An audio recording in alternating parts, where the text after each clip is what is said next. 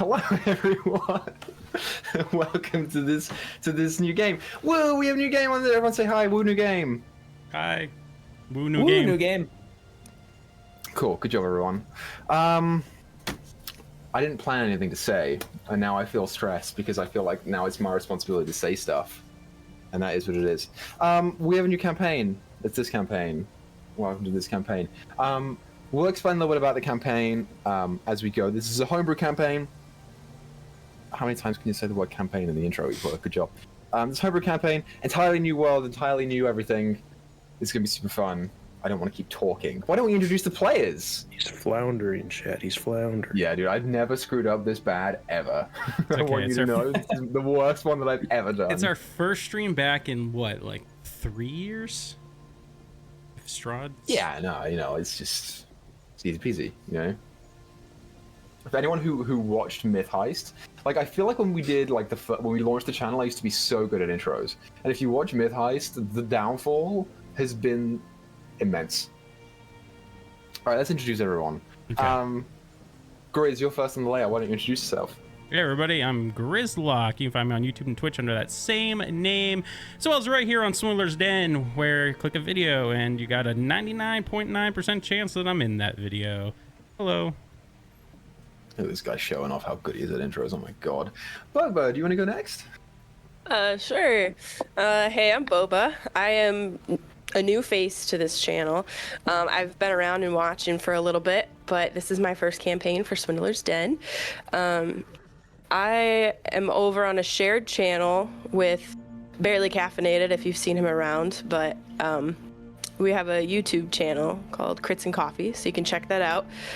We haven't been doing too much recently, but maybe we'll get back to it. I don't know. Baka! Oh, hey, Chad. I didn't see you come in. I'm BakaZombie. You've seen me before. Hey, if you want more of me, I've got a YouTube. I've got a Twitter I don't use. Go check it out. I'm going to try and start uploading again because I have so many VODs I need to put up. So let's go.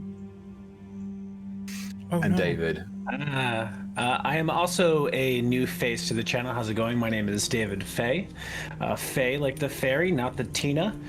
I don't have any live stream experience with... I can see you trying to figure it out. Tina Faye, who is that? Tina Faye, yeah. It's a weak joke. First stream that I'll be playing some D&D on, but I do run a small D&D figure company that makes tabletop miniatures you can 3D print. It's called Secret Forge. We make some stuff you can play with. We make some spicy stuff for people to paint, so you can check that out. Just Google or hop on Instagram, type in Secret Forge, and you'll find us. Wonderful, amazing. Oh, I didn't even say me, did I? I'm Equa. Equa's not funny. I'm not really on social media very much anymore, actually, which is kind of weird to say. You will find me on Swindler's Den often. And you may hear my voice around the internet occasionally, but I'm mostly here. And you know what I'll never do is ever present anything ever again. But that's it. That's all of us. So that's cool. Cool. What else is there to say, Grizz? I don't think there's anything else to say, my dude. Okay, there's nothing else to say. Oh, this campaign will be going live. Should tell me this. This campaign is going to be going live every Friday at 9 EST on Twitch, and we'll be posted to YouTube later in the week. I don't know if we have a day that we decided to post yet. I would love that we didn't even talk about this. If we do want to do Tuesdays or Wednesdays for uploads on YouTube, I don't know. Yeah, no, sure, Tuesday. Yeah, let's do Tuesday. Okay, Tuesday it is. It's gonna be a fast turnaround, but I can do it. Let's do Wednesday. Let's do Wednesday. Yeah. Oh wait, hold on. Here's a good Baka. What comes out on Wednesdays? Me. Okay, good. All right, we can do that. We can compete with Baka. What? Should we re-record this whole intro, you guys? Should we do it all again? Hi, baby. There's gonna be a piece of text that appears at the front of the video that says "skip to 12 minutes in" if you want to bypass all of the cringe. That's the fun of live streaming. Well, that's it. You know what it is? We're all nervous. It's the first session.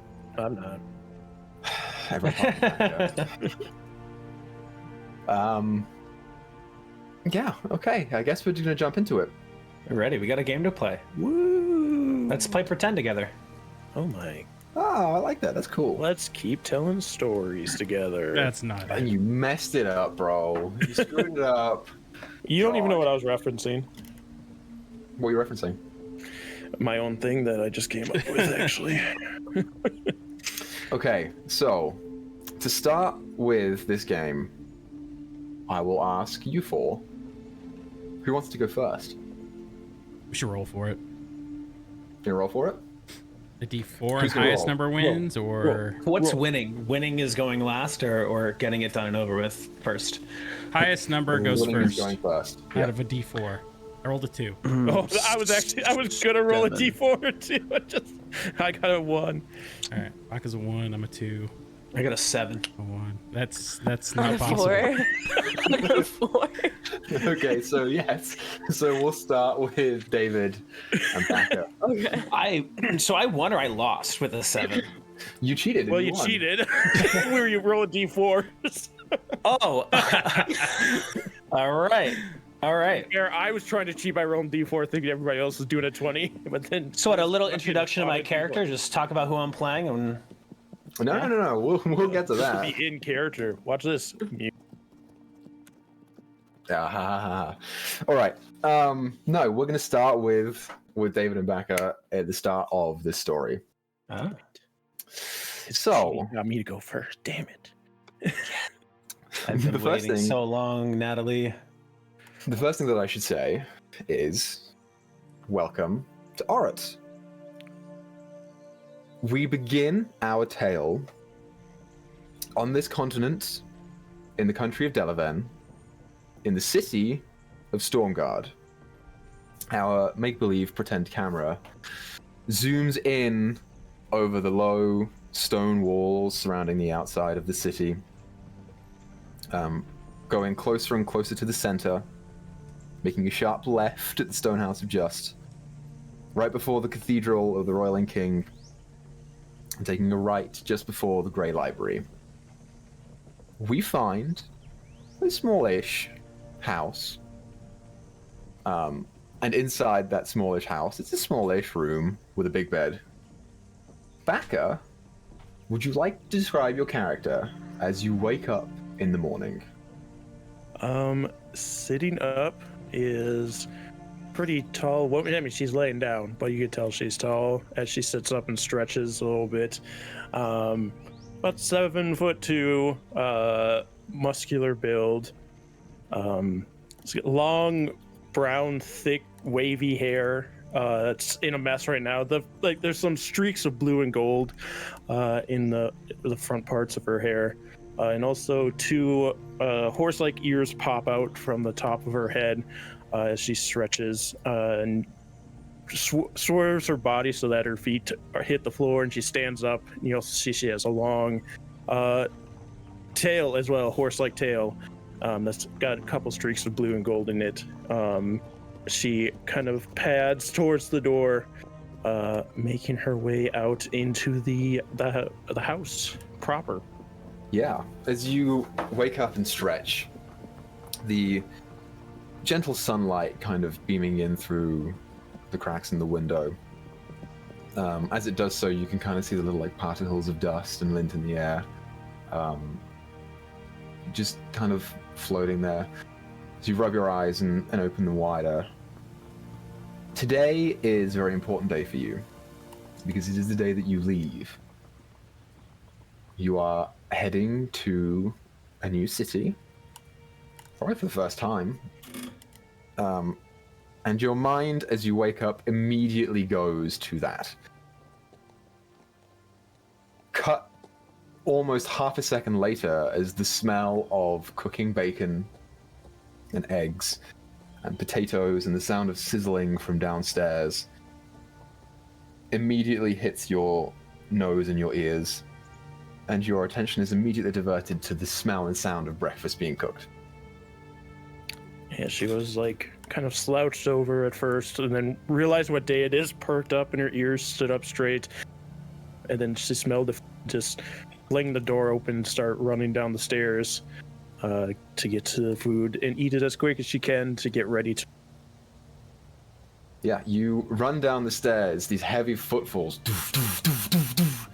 kind of like jumping over the last one and landing heavy on the ground. As you turn around the side of the staircase and look to your left down the room into the kitchen, you see a man there, familiar to you, sitting down, eating breakfast, and standing next to the table, hand on the frying pan. David, would you like to describe your character? Oh,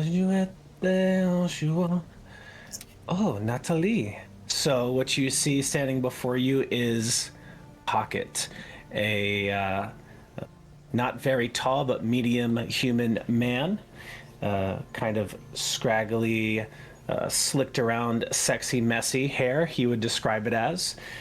Layered clothing, worn traveler's coat with far too many pockets on the inside. Nothing he's wearing is quite fine, but it looks like maybe it's trying to be all kept together. Pocket, when anyone observes him, you'd see he's the type. His hands are always kind of busy with a coin, a string, a scrap of paper, or in this case, a frying pan. Now, it's been a couple days since we last interacted with the two of you together as canon events. But Pocket, you immediately hear the loud footfalls of your acquaintance humming down the stairs, and as she turns, you hear the footfalls just stop. What do you both do? Pocket lights up, turns around with his big charming smile. Ah, Natalie! It has been so long. You are a sleepyhead on such a big day. Well, Felix and I have been cooking up a storm for you. Please, sit, have some bacon, some croissant we have here I've made for you. Please join us. She instantly goes back into a slouch of tiredness. Why are you here? You see Felix, who is this getting a little older human man, already dressed in the armor of the Slate Wardens, which is the ruling guard here in Delavan. Kind of sipping on his morning coffee, kind of turns to you, looks up with half a look of being energetic and excited, and half a look of I'm sorry. As he turns around and looks at you and says,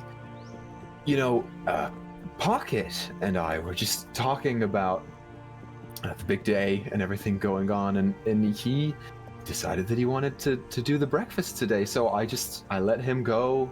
I figured I didn't want to get too nervous about everything.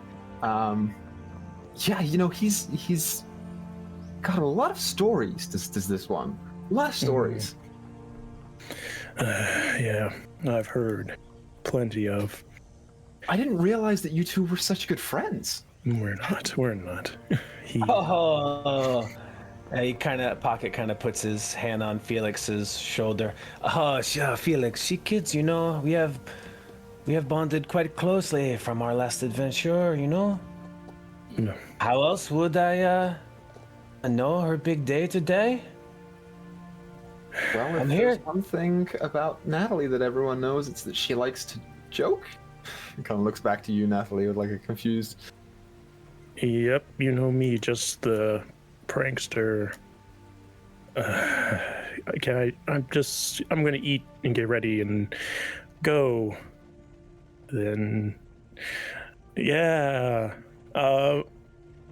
Felix, are you gonna be able to make it to the games at all, or are you busy? Yeah, so I talked to my supervisor, and okay, so I'm supposed to be scheduled here just for a couple of days in the coming week, but I think I might be able to just get it off and have someone cover for me. So I'm not going to be able to leave today, but I'm going to try and get it out there as soon as I can. Okay, you can bring Pocket with you when you come over then. Sure, yeah. I mean, I don't mind the help at all. If he wants to come, I mean, I think he was pretty excited about seeing you out there in action. Yeah, I've come to cheer you on. Where do you think I get my great stories from? And if you're anything like you were in practice with your, I mean, to see you in action, in a big competition, I cannot miss this. Well, I'll be better with a crowd, that's for sure. Shoveling food. It's like an awkward lull. Just kind of looking at both of you. So, what do you have left to do before you head off? Are you packed?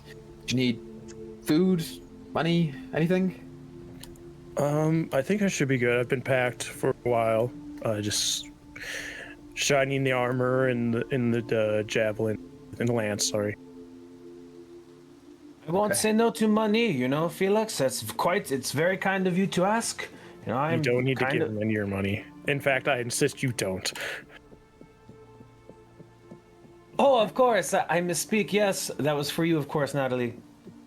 I've got plenty. Thank you, Felix. If it's okay, sure. Thank you, Felix. Yeah, no problem. Okay, well, is there anything that you want to do before you head out? I don't think so. I think I'm ready. I'm just ready to get out there and see everything. Okay. As you're looking at him, roll an insight check. Insight. First roll of the campaign. First Oh roll. boy. A 10. 10. Extra Yeah, medium. he's you've known Felix for a long time. You know exactly how he is, and he's definitely he's doing his absolute best to be as smiley and as happy and as grateful as he possibly can be. Even now, you can detect even the slightest twinge of a little bit of nervousness or anxiousness about you going. You're hiding it well. Did you want to, like, are you going to work now? I could walk with you. Yeah, in about 10 minutes or so. I didn't want to go before you got up. Yeah, I'll come with you. And then see you off to work before I head out. Okay, yeah. Sure. I'll finish my coffee. You see, Kinda like- Pocket starts to like taking croissants and like he's putting food in his pockets and stuff. It seems like he's expecting to go along as well. Yeah. It takes note of this. Oh, Pocket says that the correct pronunciation is croissant. Which is so Croissant. strange. I didn't even know. I guess it's a. Where did you say you were from? I'm from Gestra. It's a Port Gestra thing. Oh. No idea. Never heard of that. Yeah, please take a croissant with you. You both. It's very good. I will. When you see Felix go and take one over, Natalie, you see that Felix is like, he's got like a small like side pouch, and he's secret like he opens it up to put the croissant in there, and there are actually like 2 half-eaten ones already in there. Yeah, I'll grab like 2 or 3 before we head out. Yeah. Oh, and Pocket, what are you gonna busy yourself with today? Well, a walk to Felix to work sounds great. I have nothing on my plate than the big game later. So I was hoping to just have like alone time talk. Oh, with Felix. okay, yeah. I will just hang out here until what time should I leave? What time is the game? Oh, you'll come with Felix when he comes over. Okay. Yeah, I can hang out here. I can go to the library. I could check out your room. Maybe. You could Get go to to the know- library. I think we won't be here, and like you don't live here, so You need to like lock the door and things. So Safety lots first. of stuff Felix doesn't want taken, all his memorabilia, you know. So I will hang out at the library and wander around town. I yeah, will just they be love you at pocket. the library. So Well, until I see you again. yeah, I hope to see you in the crowd. Just kind of hurrying Felix along, like hand on his back. Like you hand on his back, pushing him along. He's kind of like, "Oh my god!" And grabs his helmet off of like the knight or the dresser over there, and picks up his shield and his spear as he goes along, kind of hurriedly. Kind of like as he's going, he calls back, "Oh, Pocket, just I'll be at the northern gate today if you need me. That's where I'm stationed, and just lock the door behind you." And just keeps walking out. Thank you, Felix. Auf Wiedersehen. You close the doors. Oh, Wiedersehen is so... I didn't know that was Port Gestern either. I think sometimes he just makes up words too, though. It's like he has different voices he uses too, so. Oh. Okay, well, okay, yeah. I wouldn't know, I just... You know...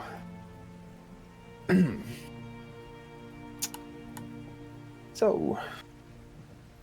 The North Gate today, then. Yeah. They figured, you know, a lot of people leaving today, so they just want to make sure that everyone is getting through okay. Yeah, it's gonna be busy traffic flow out of town, so Yeah. you'll have plenty of people to talk to today. Yeah, I think that's probably a good thing. You know, I'll be okay. There's gonna be other people. I'm not just like wandering around by myself. There'll be other competitors I'll be with. You guys start walking through the like side streets towards the main road, passing like the kind of squat grey stone houses. The air outside is a little bit kind of humid. It's not so warm, and it's not raining, but the clouds are definitely gathering in the sort of light grey complexion. You get little breaks of blue popping through, but it's probably gonna rain today. He goes, "Yeah, no, I know. It's just I'm not worried about you. You know, I think that you're more than capable. It's just you just worry, you know." Yeah. But hey, I get to show off the lance that you got me, like the real lance you got me, instead of the practice ones I have to use. Yeah. Try not to break it too much. I know how things get when you're jousting. Yeah. I'm sure they probably have like wizards and menders and things right on cue, right on standby. I'm sure. Well, yeah, because like the lances we'll use there are meant to break, but I'll get to bring the metal one like for show, since I don't get to use that normally. Right, yeah. Well, I'm glad that you have it there. Little token to remember little old Stormguard by. Well, I can't forget Stormguard. That's what I'm doing all this for. I know, but you know, it's Yorne is such a big city, and it's so full of people and so many people. You just, I feel like the glory of it all. It just, you can get wrapped up in it, and I know you're gonna do good. So, yeah. Crest off of the like side roads and onto the main road. You can see it's early in the morning, so the sun is kind of like in an easterly direction. But instinctively, and you do this every time you enter onto the main roads here, you just tend to look back at those massive 10 pillars that sit on the southern to eastern side of the city. Those like 150 to 200 feet tall, gray-white, rectangular pillars that sit facing out towards the Hammer of the Tide Changer. Each one with its own weapon engraved into the side. Just instinctively look over there. As you do every day. And go back.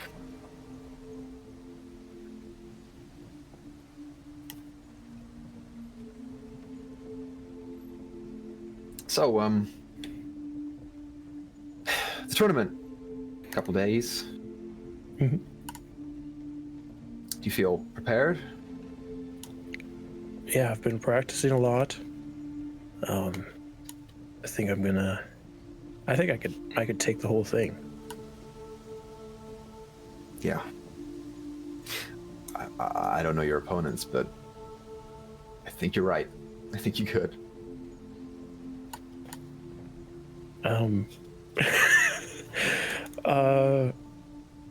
So I'm thankful for everything you've done for me, and getting me to where I could be able to do this. Yeah. I mean, you deserve that. You know, after everything, I just... You know, things can get rough and low sometimes, and I think that you are, quite honestly, probably the toughest person that I've ever known, but more than that, I think that you're a good person, Natalie, and you deserve it. She's going to turn and hug him, kind of lift him up a little bit, being that he's shorter than her, and then set him back down. And she'll put her hand to like one of her side pouches and pull out this little well-worn plush ram. I still carry him everywhere I go, especially on this journey. So even if you can't make it, which I hope you can, you'll still be there. Yeah, you keep that, because he's gonna watch your back like no one's business. And if anyone ever tries anything, he's gonna right Yeah. over to him. As he's talking, you kind of see that like glimpse of him when you were much younger. Just him kind of like enjoying the idea of just having a little girl around. You know, it's nice to know that even now, when he's saying goodbye, and goodbye's not forever, but saying goodbye, that kind of feeling, that kind of relationship is still there, still present. Mm-hmm. He's still trying for it. Yeah. You guys are like squelching through the mud, walking up to the northern gate. It takes about 10 minutes of walking, 15 minutes of walking, and you see the two pillars that mark either side of the northern gate pop into view. You're in a couple minutes out from it. Yeah, I just keep walking, chatting about this and that. Yeah, it's an interesting feeling of talking about nothing, and yet it's kind of like talking about everything in a way. Mm-hmm. You come up to the gate, and you see one of the other slave wardens just noticed both of you coming up, kind of wave up and start walking up. You see this dwarven man, kind of a little bit taller and a little bit thinner for an average dwarf. He's pushing maybe 5'3". Like thin beard, very dark black with gray in it, wearing the deep and dark armor of the slate wardens. Pop up and say, "Felix, you ready to go?" And Felix goes, Yeah, I'll be there in a second. I'm just, you know." And he goes, "Ah, you must be Natalie. It's nice to meet you. I mean, I hope you're gonna do well going forwards." Oh, I'm gonna do great. You're gonna make us proud, huh? And he kind of like gives Felix an elbow that's kind of. Yep, I'm gonna bring Honor to Stormguard. It's the kind of thing that we like to hear, huh? Felix is like, yeah, always. Yeah. Could you? I'll be right there. I'll be right with you. I'm gonna kind of like, yeah. Oh yeah, okay, sure. Okay, he kind of like walks back to the post real quick. So I'll see you in a couple days. Yeah, I'll see you there. And don't let Pocket make himself at home, because you'll never get rid of him if he moves in, even for a night. Okay. Yeah. I'm gonna be honest. The croissants, I don't get them. They're Just twisted bread, right, with butter and stuff. Yeah, they're real flaky, and they leave crumbs all over the table. Like they're good, but they're kind of a lot of effort. Yeah, if he's making them, I guess that's fine. You don't have to do it. Yeah, it's just it's a lot of effort to clean up, and I feel like they're not. I think they need something. Just like a little bit more. Yeah, a little hardiness to them. Yeah, like a jam or a meat or something. I don't know. I like some plain with butter on them. Kind of weird. Yeah, it's not enough. Yeah, they're like made with nothing but butter and pastry, so it's I don't know. Okay. You're gonna do great. Thanks. Okay, I'm gonna I'm gonna go to the top of the tower, and you'll see me waving. I'll be looking for you. Okay. Kind of like dusts himself off for a second, like doesn't know what to do with his hands. Starts obviously walking away. And kind of like stops and comes in for another hug. Yeah, I hug him. Kneel down a bit to hug him. Don't pick him up this time.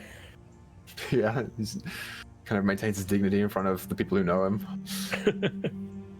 Okay. All right, I gotta go get the rest of my things. Okay. And turns and walks away. I will head to get all of my stuff. Okay. Pocket, what you be doing, bro? Well, Felix told me to lock up, yeah? On the way out? Yep. Lock the door on your way out. Yeah. So Pocket would, I would be tidying up. Pocket would clean up after himself. He's actually a very good guest. And he looks at the table. People took some croissants, but there's a couple left in the basket. And he's like, leftover croissants? This makes no sense, And Felix, he's so skinny, he looked like he could eat more. I don't think he was very fulfilled by my croissant. I don't know. He's just kind of mumbling to himself, thinking as he tidies up, cleaning up. Pocket'll start to head out, puts his boots on. He was cooking in his socks, making himself at home. On the way out, as Pocket's closing the door, might just take one last kind of look inside of the home as he's closing the door. Just takes a deep breath in. Well, it was nice for some time. And click, closes the door behind him, makes sure it's locked, and he will, well, I actually don't know what time the tournament is. Natalie did not tell me so. I guess we will find out. To the rendezvous. And Pocket will start wandering and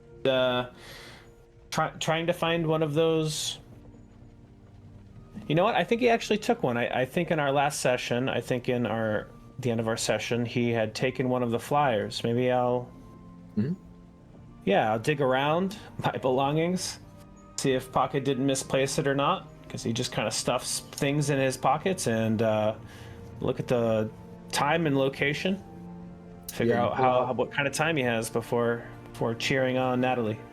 You pull out the poster, which is about this big, and it depicts on it a square picture in which there resides a what's the word I'm looking for? Not like a goblet. A grail overflowing with money. And it says, "You are cordially invited to the Deliverance Games, starting," and it has a date on it that would be 3 days from now. Oh, it's 3 days from now. Yeah, and you have a map of the continent. You would wager the distance from here to Yorne, which is the next city where the games are being held, for about 2 days. Shit. Well, Natalie said I'd be traveling there with Felix, no? Mm-hmm. Yeah, which you realize now, with the time difference, if he's leaving in a couple days, you would be a couple days behind. And you would miss probably the start of the tournament. I need to find a way there now. I must cheer Natalie on day one. Oh my gosh, she must have forgotten this. I must find Natalie, or some way to get there. Well, yeah. I'll set out to. Do I sneak up on Natalie again? That's what I did last time. Yeah, I mean, I know where she spends her day. Pocket's just gonna. I'm gonna head there. I'm gonna head to. I mean, Pocket would assume the last place he saw her like practicing. Okay, yeah. So you head in a southern direction. So as you leave Natalie's house and head towards the main road, you take a left, heading towards the south wall. You know exactly where it is, and it's easy to find because if you look at those 10 gigantic pillars, the jousting arena, the practice stadium where she does all of her stuff, is directly underneath of the pillar that depicts the lance. You, having been in the city for a couple of days now, know that these pillars are colloquially known as the Hold of 10. And you head down to the arena. It takes about 20 minutes to get down there. You know the way quite well, and as you enter into the arena, you give a brief look around and make a perception check for me. Let's see here. He rolled a 19 plus 3. 22. 22. I think that's our first 20 plus roll of the entire anyone's ever rolled in this group. Yeah, you give a poke around. The jousting arena, surprisingly empty. Which you think about, and it's maybe not so surprising, because if there is a tournament going on in Yorne in a couple of days, and it takes a couple of days to get there, the people who are interested in the jousting probably going up there. Oh, shit. Curiously, you don't find Natalie at all. Okay. In my 4 days of staying here, would I know of... I mean, I'm probably staying somewhere or sleeping in an alleyway and amongst the stars, but perhaps Pocket might know of... Yeah, I feel like now I need to hitch a ride. I feel like Pocket needs to figure out a way to get there. Travel is his thing. There are two kinds of stables here, which could be confused early on if you hadn't sort of gotten around, and especially not Natalie. There are two stables here. The one by the north gate are riding stables. They sell riding horses and carriages and such. The one that is closer to the arena that you're in right now are jousting stables, and they breed and sell horses specifically with the intent of being strong and quick, not carrying loads. I don't even know if I can ride a horse. At least not well.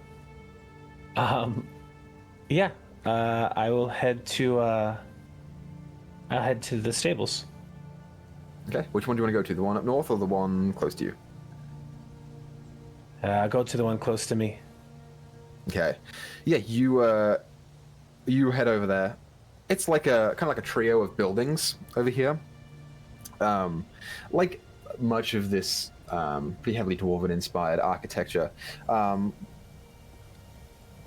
of like low and very like Art Deco style building. This is like worked stone on the bottom half, and then it goes up into wooden walls with thatching on the side.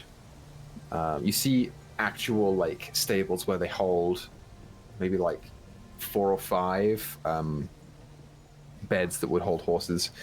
In this early morning hour, you see 2 horses popping their heads out and just kind of waiting for food or something. And the building next to that is where it appears to be the actual shop, and it has a little open sign on the window. Kind of I'll walk in there. You know what?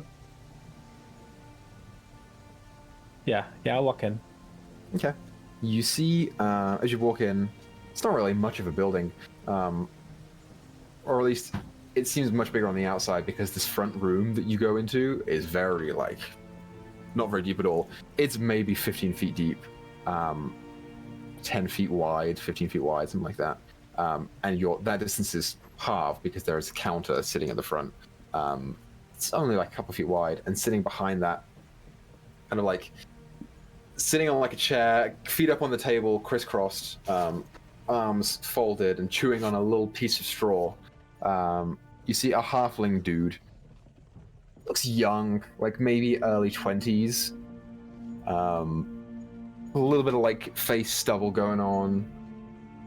Kind of like real short and spiky, very light brown hair. Kind of sees you approach and immediately like sits up. Oh, you're right, mate. You're right. Sorry, I didn't see you come in. Oh, hi there. How's it going? It's going pretty well. It's fantastic. I like the stable. You got some nice looking horses out there. Yeah, well, you know, we're actually kind of low on our stock right now because everyone's been taking them up north to practice with, or maybe compete with. I don't know. Yeah, that's actually what brings me here. My name's Hector, Longfellow, and believe it or not, man, I'm supposed to be doing some announcing for the Deliverance Games. I need a horse myself, and I'm hoping you can help me out with one. Right, yeah. Well, gee, you better get out there quick, no? Yeah, I need your fastest horse. Okay, right. Right, well, we'll just go look at him then. We'll just go look at him. And he kind of like swings around the counter, starts walking around, past you, kind of like squeezes past, and then goes to the door and opens it. Like, right, yeah, well, yeah, follow me. Takes you outside and towards those 2 horses. There are the 2 horses that have their heads out front, and then there's a third one that's just kind of grazing in the back.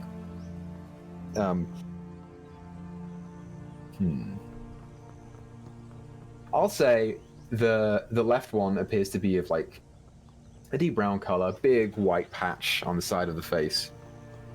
The one to the right of him is kind of like a mix of brown and black spots. And the one that's grazing at the back is, we'll say, a fully black, with a little bit of white on the bottom of the hooves, a little bit of white on the chest, horse.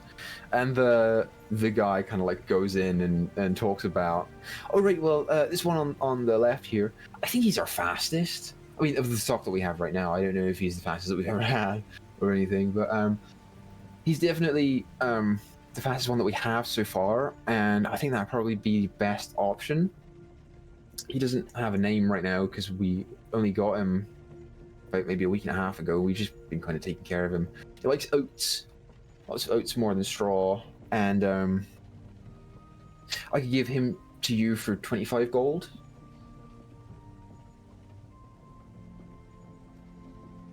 $25 gold? Yeah. Excuse me while I check my belongings. For this one here. Mm-hmm. Now, I mean, I think that's a fine price. I'm kind of strapped for cash on me. I brought just enough to get around the city, and then the rest of my money, well, it's up north where I'm supposed to be. I'm really in a desperate spot, and I could sure use some help here. How about I offer you, 10 gold right now? I can do my announcing. I can get paid for my event. Come on back here, bring your horse home, and I'll throw an extra 5 gold just for you. Help me out. Here, let me show you a little something. I have it around here. Let me see. I have my announcer's pass, and a pocket will pull out a little piece of paper. Kind of turn his back and hide himself amongst his trench coat as he's going through his pockets, and he'll scribble down on a piece of parchment, and he will cast illusionary script, and kind of create, an illusion of some official-looking announcer's pass for Hector. Yeah. Yeah, go ahead and roll a deception check with advantage. All right. Just roll this bad boy twice. That's a nat 20 on the first roll. We gotta roll it again just to see if you can get 2. All right. 19 on the second one. I have my dice cam up. I don't know if you can see this. I do have the die cam on. That was close, dude. That was real close. Yeah, you see, you're talking about this and you're explaining more and more. He's getting more and more like, all right, this guy's full of shit. And then you turn around and present in a flourish the announcer's pass, something that has almost never existed. Yeah. And you hand it over to him, and he reads it over for a second. Oh, right. Looks around, back to the place that he was in. You hear the gentle ting ting from the third building, probably where they make the horseshoes and do all the fittings and stuff like that. And looks back over there. Pocket will present the 10 gold in hand and say, I know you just met me. It might seem a bit strange, but as you can see there, this is official announcer business. And I'll just leave this 10 gold here with you. Give you an extra 20 when I get back. We'll call it 30 gold total. I'm not supposed to do that, but okay. Yeah, that's fine. But just make sure that you shout out Jovel's horses. That's us. Best jousting horses on the continent. Oh, fantastic. I'll see if I can get that approved. I'm not in control of that, but I will try to slip that in there for you. Jovel's horses, you say? Yeah. Jovel's. Jovel's. All right. Well, he hands out the gold, and Pocket puts out his hand for a handshake to seal the deal. Yeah, he takes the gold and holds out his hand, and you give it a shake. All right, I'll go and fit the horse out, and then you can take him. I don't know if you want to give him a name. You can give him a name. If not, you can always sell him back, I suppose. Well, thank you. Pocket will grab the reins. The horse. Yeah, you grab the reins. Takes a minute. He disappears and brings back a very light saddle. Chucks it on and kind of explains to you the deal. So he's a jousting horse, so he's really good for short stretches of time. If you wanted to take him long distance, I mean, he'll do it, but it's not his forte. So just make sure you're not hauling really big and heavy loads or anything like that. Oh, thank you. No problem. And we'll take care now. What was your name? Oh, my name's Ben. Well, Ben, thank you very much. I'll be sure to mention Javel horses, in the announcements. I appreciate it. Sure. Okay. Yeah, no, I got it. Thank you kindly. And Pocket will start walking away with the horse, takes it out of sight. He doesn't mount it. He might notice that. Pocket does not mount it in front of him. He's just walking the horse away. Yeah, you walk the horse away, and you crest the corner, and you are out of there with one horse. Right, I will reduce my gold. Right. You have a horse. All right. I bought a horse. Apparently, let's go. I'll look at the map of where I need to be going while I'm kind of walking with this horse, and I will ritual cast Speak with Animal. Yeah, awesome. So, what's the time on ritual casting Speak with Animals? Is it 10 minutes? 10 minutes. 10. Oh, sorry, that's duration. Might be an hour. I'm just in D&D Beyond. It doesn't say when I click on it. Baka, do you know? It depends on the spell. Sometimes it's minutes, sometimes it's 10. Ritual cast. Speak with Animals. Oh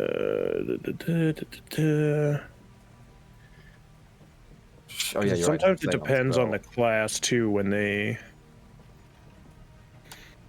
I want to say it's an hour for Speak with Animals, no?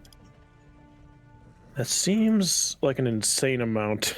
Says, Speak to an animal. Is it? It's not if identify. Casting a spell as a ritual just means you cast it with Identify is like 10 minutes. a cast time of 10 minutes longer than usual, it says. Yep, 10 minutes is usually what rituals are. So it's 10 minutes longer than usual. Did you? Well, it's 10 minutes no. to cast it, and then you have it for 10 minutes. I'm being stupid. The duration of Speak with Animals is 10 minutes, not the casting time. Yes. The casting time is an action. Yes. Yeah. That's where I'm tripping up. Okay, yeah. So, so you have to like kind of take the horse to the side, sit down, Yeah. set out your stuff, and cast for 10 minutes. Which you do.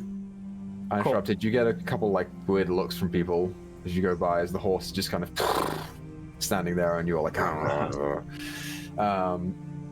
as you finish the incantation, you feel the magic take place as your ears, you feel them kind of like flicker for a second, almost like when a cat hears something and its ears just kind of, and you kind of focus in and you hear the low grumbling of like, and you look towards the horse. Pocket will kind of start petting the horse's mane and, hey, hello, my new travel companion. My name is Pocket. What shall I call you? Make an animal handling check.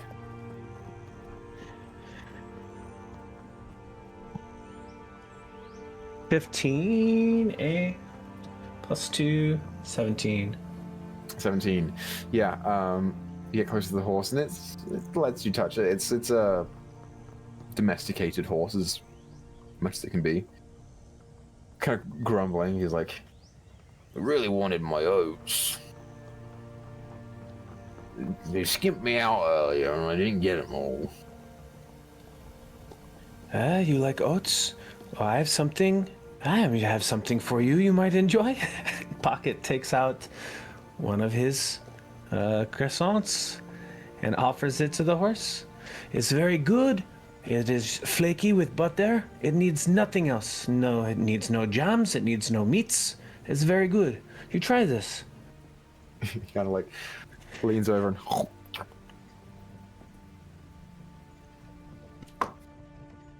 don't like it. Okay, well, where we are going, a few croissants will get us there, and then all the oats you could want. How does that sound? Like a long time without some oats, but alright. Whatever. Okay. And what should I call you? Your owner says you do not have a name. Everyone has a name. What do you think I should be called? Well, let's call you Oats. You like Oats? You like this name? That's confusing. All right. Yeah, you know what? You'll get used to it, Oats. Let's and I kind of Pocket holds the map up to him. From the outside, people are seeing me talk to a horse and hold the map up to him. This is we are going here. I think 2 or 3 days travel, something like this. You hear it say, "Doesn't look like 2 or 3 days travel." How long does it look? Takes 1 step forward. Made it. Okay. You know what? Let's keep doing this. You keep doing these steps until we get there, but I must be honest. I do not have much experience on a horse, okay? So, I think we work together to keep me on and mounted well, not too fast, not too slow, just a nice pace. Okay. Kind of shakes his head a little bit. The ears slapping against the side of its head. All right, Pocket will. I'll step on the foothold of the saddle, and I'll try hopping up in a go. Yeah. You make an athletics check for me. Oh boy. 3 with you say athletics or acrobatics? Athletics. All right. We're gonna go with 3. It takes a few tries. The horse isn't like, fighting you on it. It's just you're like and again, and you just have to do it for a couple goes before you manage to get up there. As you get up there, you kind of get seated. And you're like, hey, this is good. It takes off. Like it's going. But I have crazy. a great grip. Okay. I will tighten my grip as much as possible. Hey! Oh my! Oats! Oats, slow down, Oats! What do you say? Heel! Nay! What do you say to a horse? And Pocket will just cuss and curse and yell for Oats to slow down. Yeah. As you do so, Natalie, return home, get your things, gather up everything, pack your bags. How did we get here? Anything else that you wanted to do while you were at home?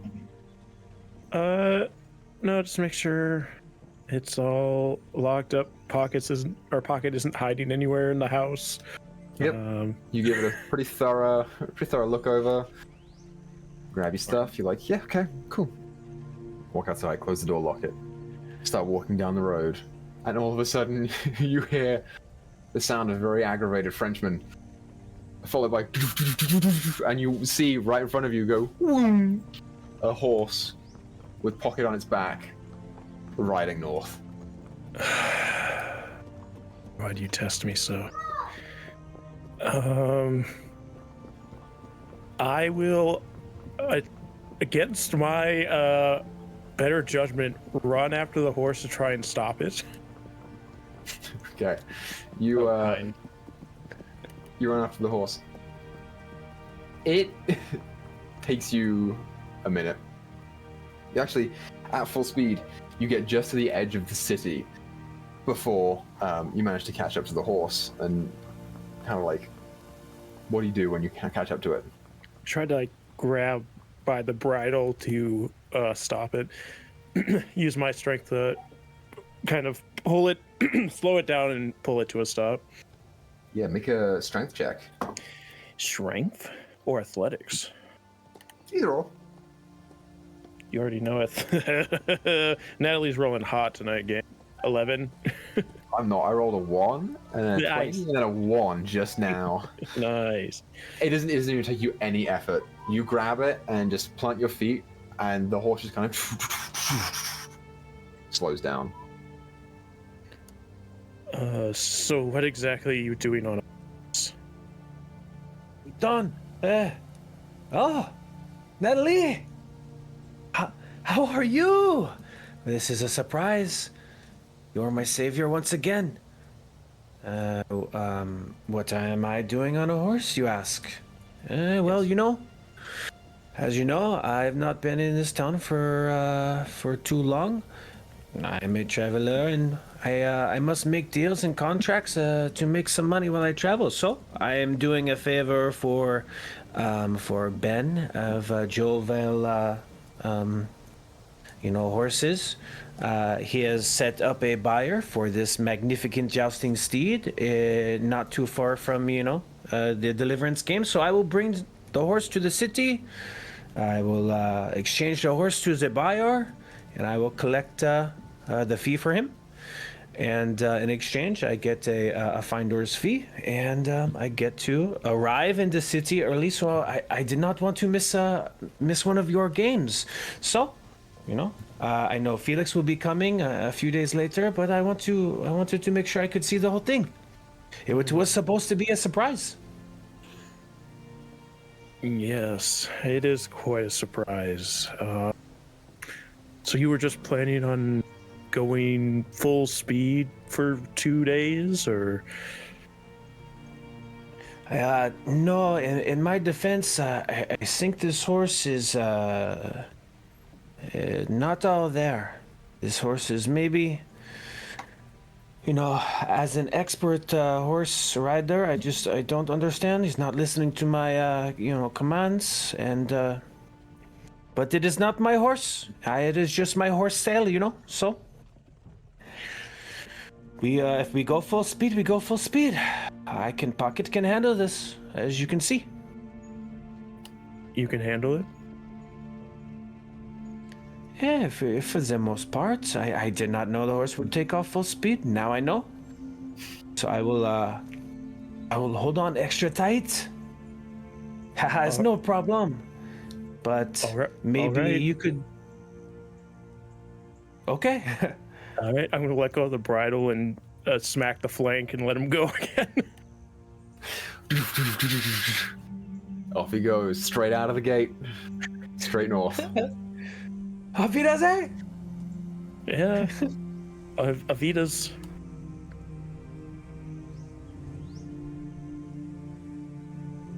And I'm gonna catch him with the caravan I'm going with. Okay. So, as the horse takes off, you kind of wait for a second and watch it go. All right, and then you start walking after it. Yeah, I assume we'll catch up to him at some point because the horse is gonna tire out quick. So. Yeah. And so, the two of you together crest through the north gate of Stormguard, looking back and seeing the hold of 10, the main road that weaves and winds down through the center of town. Just behind those low, squat gray walls of kind of dirtied from weather, dinge on the side of it. The entire outside of the northern gate plastered in these posters.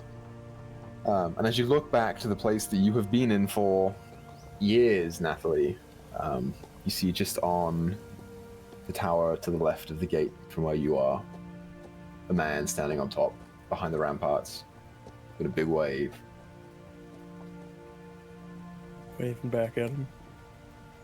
And then you turn forwards. You see the mountains on your right, just where the mountain range of the Sestek starts to creep up and forward. The hills and the forests on your left. And the road forward, which has a screaming man on a horse going at full speed. And you look to the future.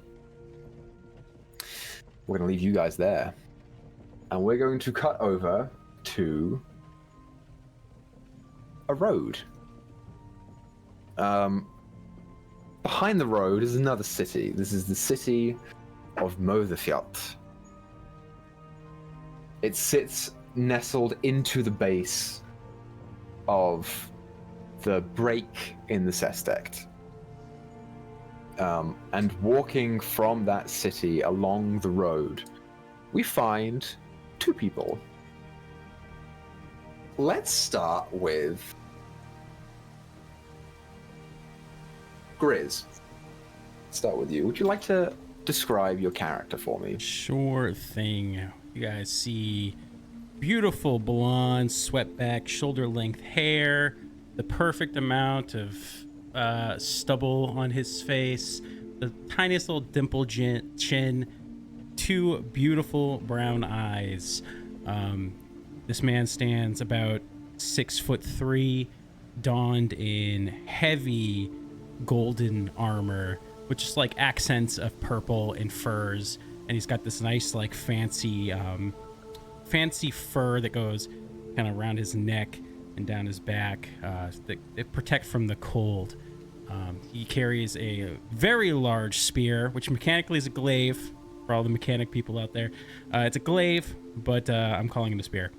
And he's got a shield strapped to his back with like a rope and a long sword at his hip as well.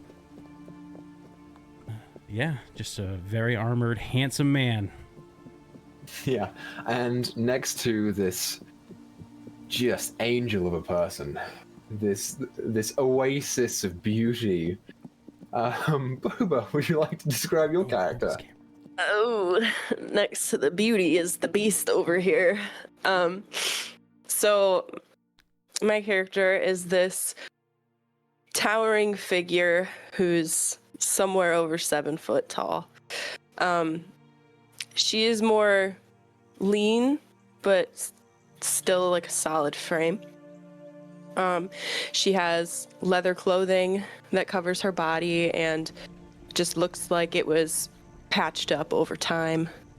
There's some thick furs that like line her clothing too. And then they're just like muddied and matted from, you know, years of traveling and like the snow and mud. But one thing really noticeable about her is she has this huge wolf pelt that's just, you know, blankets down her back, and the wolf head actually rests on top of her head like a hood and kind of like covers her face a little bit. But peeking out through the hood, she has these striking blue eyes which can catch your attention. Yeah, that's pretty much it. Awesome. Yeah, you guys are a little ways out from the city. Probably been walking for about 20 minutes. And it's particularly interesting for you, Valora. Yeah. The morning is cold up here. You're in a northern part of the continent, and you are just south of Eisenra, which is the country to the north of Delavan, where the base of the mountains meets sort of like the break in the terrain. It gets cold, and your breath, as you exhale, you create these like dull clouds of heat and smoke and steam. Whatever, not smoke, steam. As you tread along the road, it's a worn road. It's been traveled many times, and there are people on this road. This road is called the Break Rock Run. And people are traveling in the same direction that you guys are. Lots of chatter is about as you go. And some of them are coming from Otherfjeld, and some of them are coming from further south or further east. Some even come from the furthest easternmost reaches of Siltergard, in cities like Port Gestra or Trestle. Some are coming from south, from cities in the Empire of Kingsreach, which is sometimes referred to as the Reach. Places like Tickensnare or Grimbog. With all this talk of travel and this talk of Yorne, which is the destination that you are, you can't help but look back to the mountains and just think, what if? What would happen when you're not there? And it is an anxious feeling that you get that is oftentimes quickly cut out by the glint of sunlight reflecting off of Sagaran's armor, just ever so gently, like, circles around your face and into your eyes occasionally. You have to blink and get them away. You guys are headed west. What do you guys do on your journey? It's going to take about 2 days to get there. Laura, you look rather pale. More than usual, that is. Oh, is that a bad thing? No, are you feeling all right? I've been better, I guess. It was... You know, I was just wondering about my homeland and, you know, how I might miss it over time. Oh, yes, do not get away from home too often.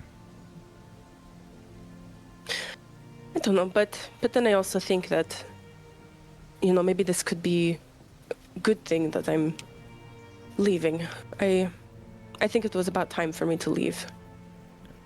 It's always good to broaden your horizons, see new sights, experience new things.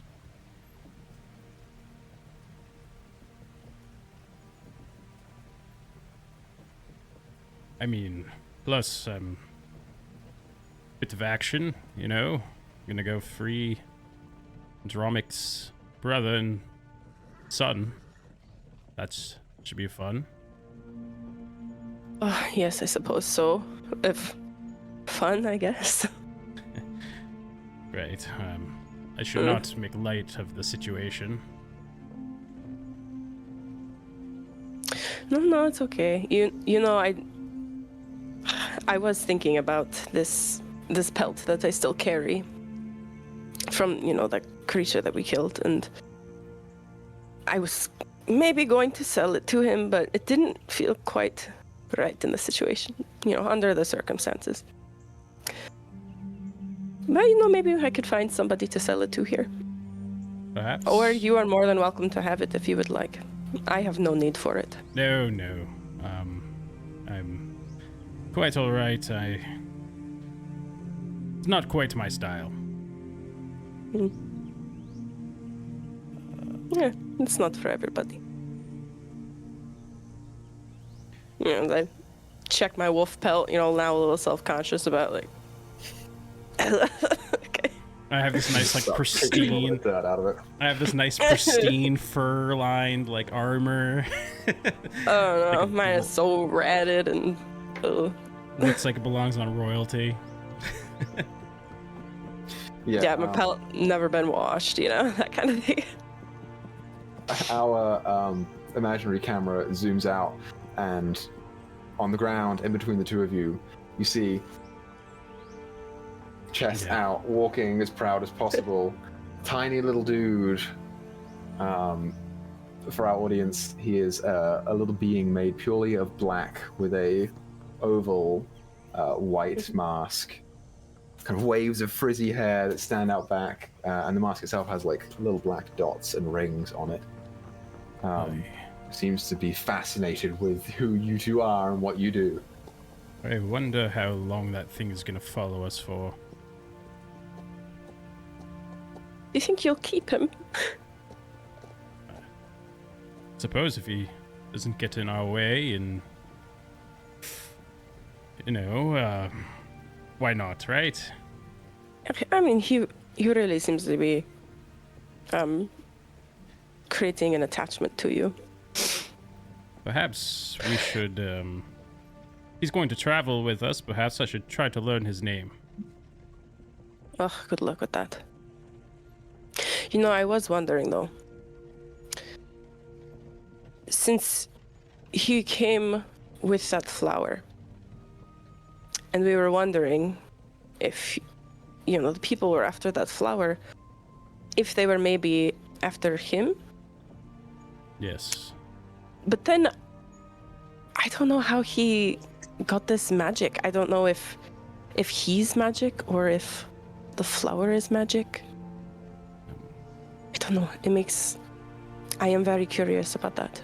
Well, I actually am. I do have some knowledge of the arcane. I could perhaps cast a spell or two that might be able to give us an idea of these things. Couldn't hurt, I suppose. Garen reaches into his armor, and you hear like a slight zzz as he pulls on something, and his armor just all falls off. He has cast off armor. Yeah. As your armor hits the ground, you see the little guy just kind of like turn immediately and look and go, No, it's okay. I like to be comfortable when I cast my spells. I will sit on the floor, cross-legged, and start setting up a identify spell. Wait, do I have any? Yeah, identify spell. Ritual cast. Okay. Ritual cast identify on the creature? Yeah, let's do the creature. Does it work on creatures or only objects? I think it might only work on objects.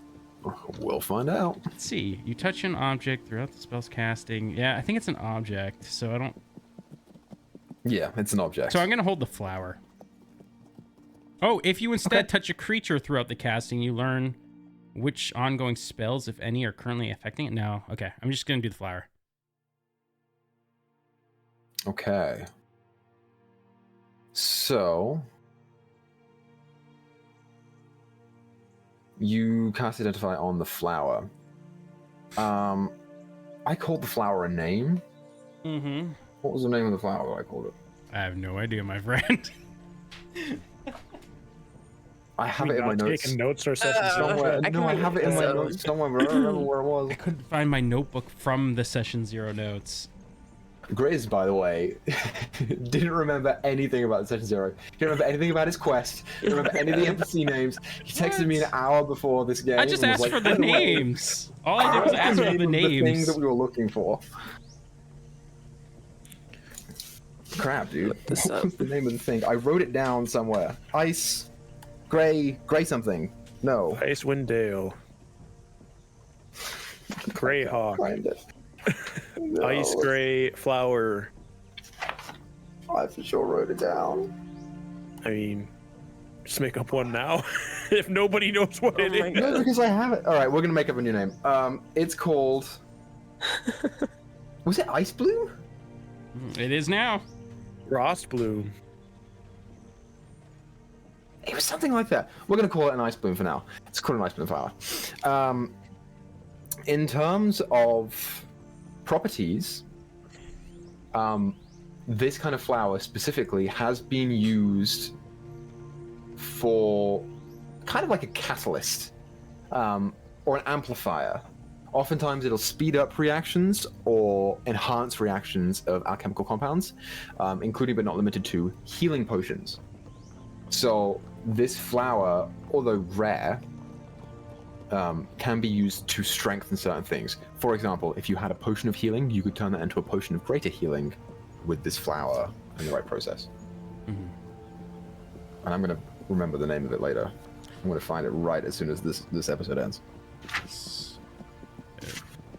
Ice bloom flower. It's seems to be some sort of component in concoctions that helps to strengthen potions or improve them in some way. It makes sense. Our friend Erdid he did make potions, so adds up. I suppose. It just doesn't seem all that special to me to be worth making the trip out there, you know? Yes. If you don't mind, takes a long time to put the armor back on, so while I have it off, I'm just going to cast another spell. As I start ritual casting Comprehend Languages. Ah, yes, comprehend languages. Very good. which I gotta get the wording on this.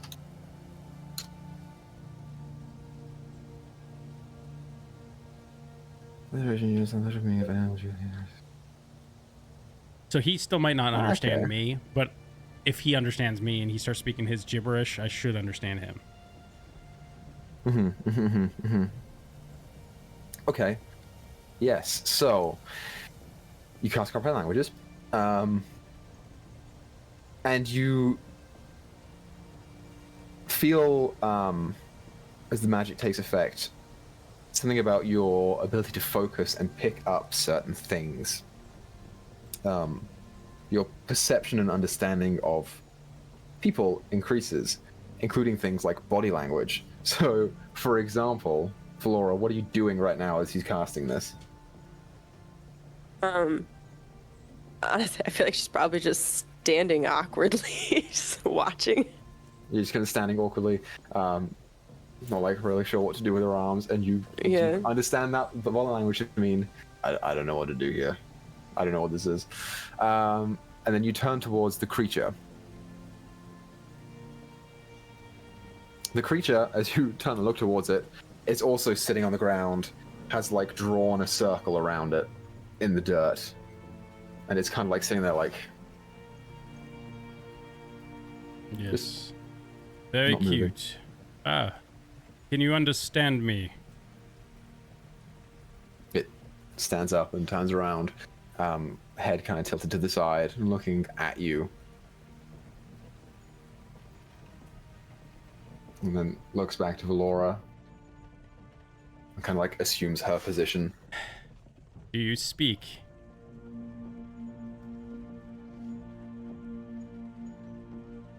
It's not doing anything. Can we play charades? What is your Not doing name? Kind of like looks up at Valora. Starts thinking for a second. You see the little tiny finger go to the like tip of its chin. And then it turns around and kind of gets on all fours. And you see the head kind of go, pretending to be a wolf. Okay. Well. No, what if we copy it? It's that's an idea. Valora would probably play along with him. Yeah, she'd probably play along with him and like get down on all fours, people. Yeah, you flawlessly. You've done this before. You pretend to be a wolf right next to the little tiny dude pretending to be a wolf.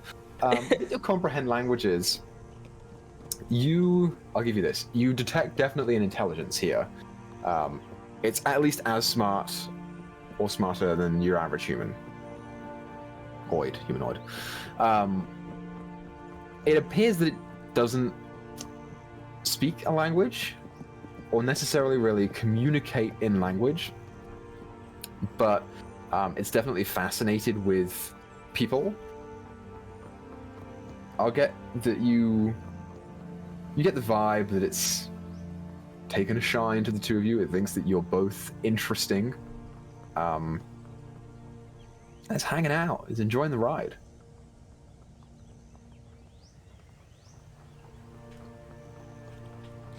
This was a useless spell.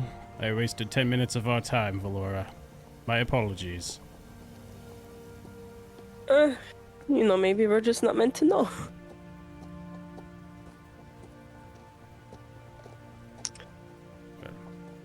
What are your intentions, little creature?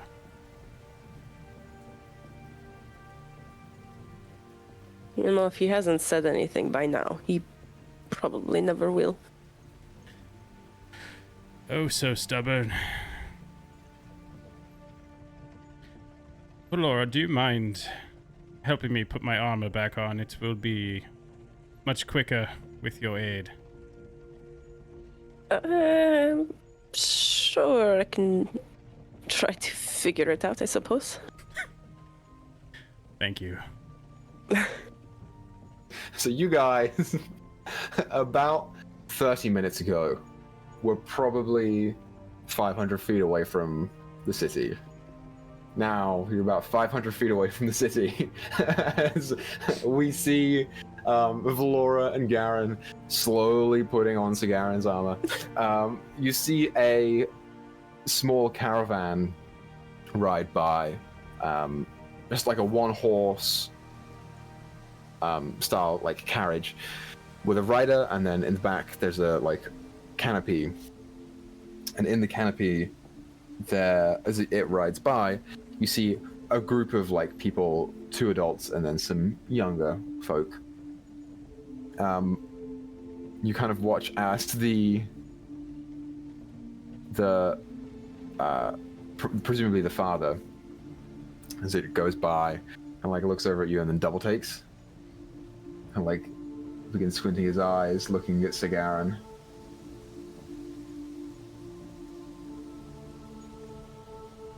His face kind of goes, and immediately begins talking to the kids. Caravan just off it goes. Well, that would have been awkward.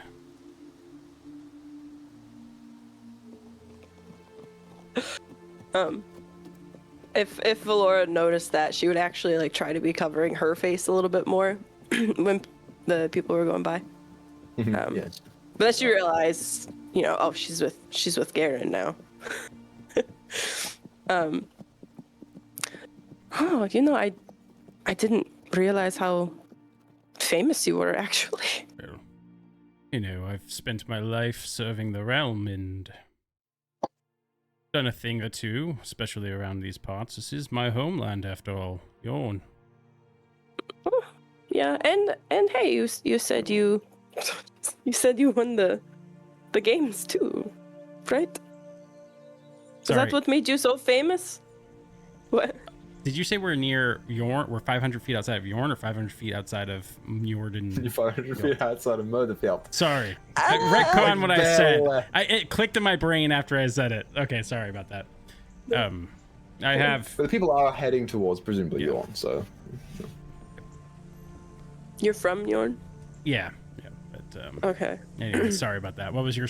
What'd you say? I killed the moment. It's okay. It's okay. My cat also whacked me in the face when he climbed on my lap, so I lost focus.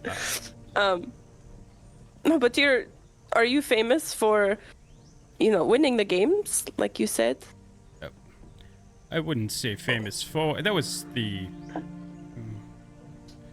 I've had a long, storied career, but it was one of the things that first put my name on the map.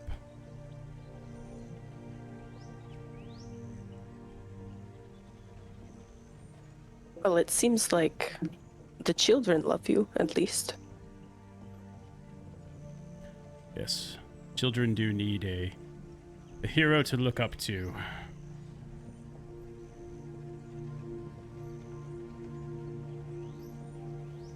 Yeah, Valora would kind of be silent after that, pondering what that must be like.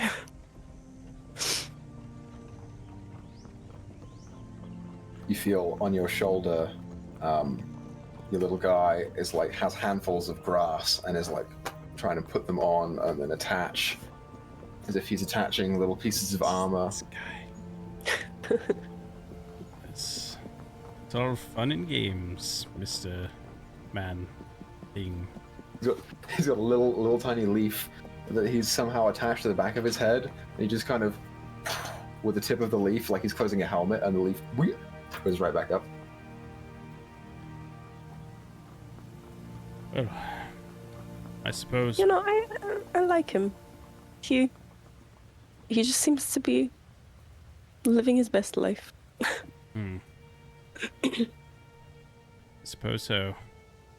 I kind of just look at him, kind of unsure how I feel.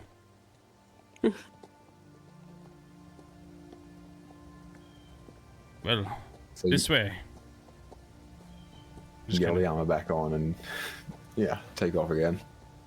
And so you guys travel. So immediately after you leave Motherfield and down the road, you travel for about an hour before you come to a sort of low but like kind of nicely architecturally designed and very wide bridge. It sits over the river that kind of leads from the lowest mountain in the upper Sestet. There's a river that flows from there to the Hammer of the Tide Changer, and it's like one of the rivers that basically it almost like landlocks the part of the country where Yorne and Stormguard are, if not for bridges like this. And you start hurrying over, and it takes 20 minutes of walking before you get to the other side. Slow and sturdy, and it just reminds you of all the times, Yeah. There was actually once a troll that lived under that bridge long ago. Oh, did you slay the troll? Yes, I did. But that was early in my career.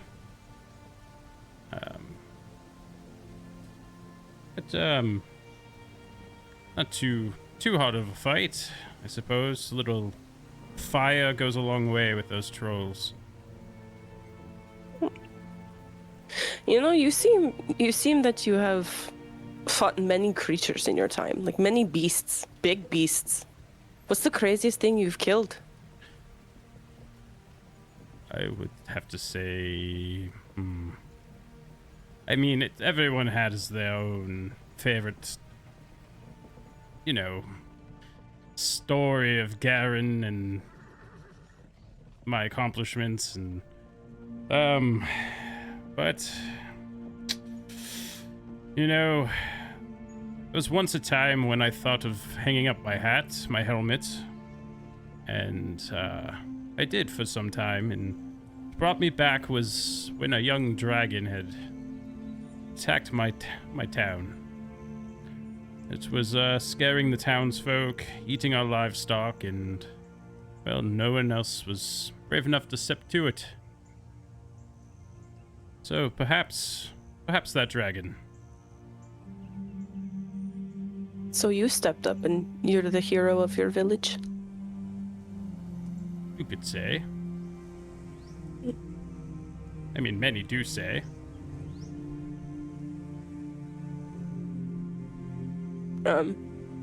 Yeah, Valora's like, as he's talking about the story, she's listening very intently, and she's like, ears perked up, excited to listen, but like trying not to show it that much. Gotta follow her. No, I'm just kidding. Yeah, you guys trek on. Heading towards midday now, you crest over the bridge.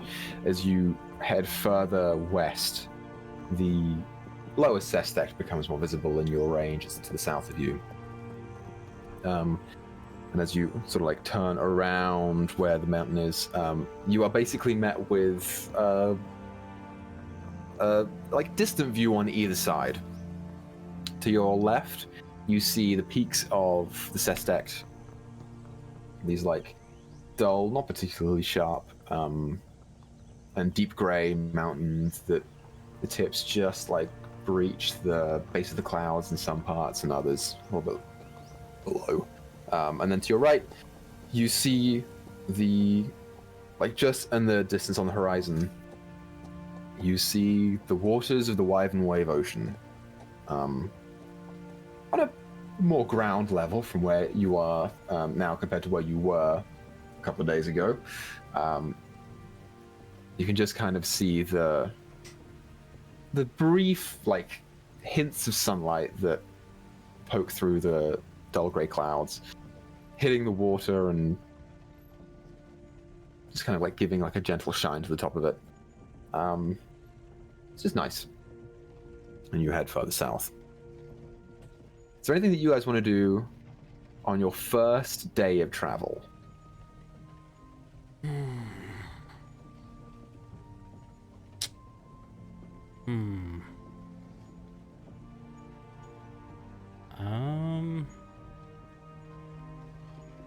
Not in particular, I don't think. Can't think of anything. Cool. So, you set up camp for the night. Find a nice spot. Are we taking watches? Do I know how safe these roads typically are? They are well traveled. Yeah, right now they're very well traveled. That could be a good thing, could be a bad thing. What's my experience like with said road? You traveled on this road a fair amount. So the good thing about this road is that it's not super heavily obscured. Like, there's no specific forest on either side, not from where you are. I'll say that you just kind of crest past the point of where the forests start to appear, and you go a little bit beyond that. You're probably a ways away from the nearest shrouded area. They're a little it's hilly over here, so not many places to hide, and people do camp along the side of the road here, but they try to do it away from other people as much as they can, unless they travel in packs, just for security.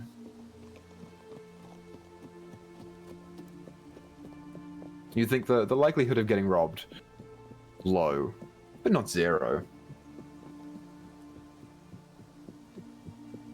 I think since this is new territory to Valora, she would want to keep watch. For sure. Okay. So, I'll take a watch too if Valora's taking one. Okay. So the night begins. You guys set up your camp, light your fire, and Valora takes first watch.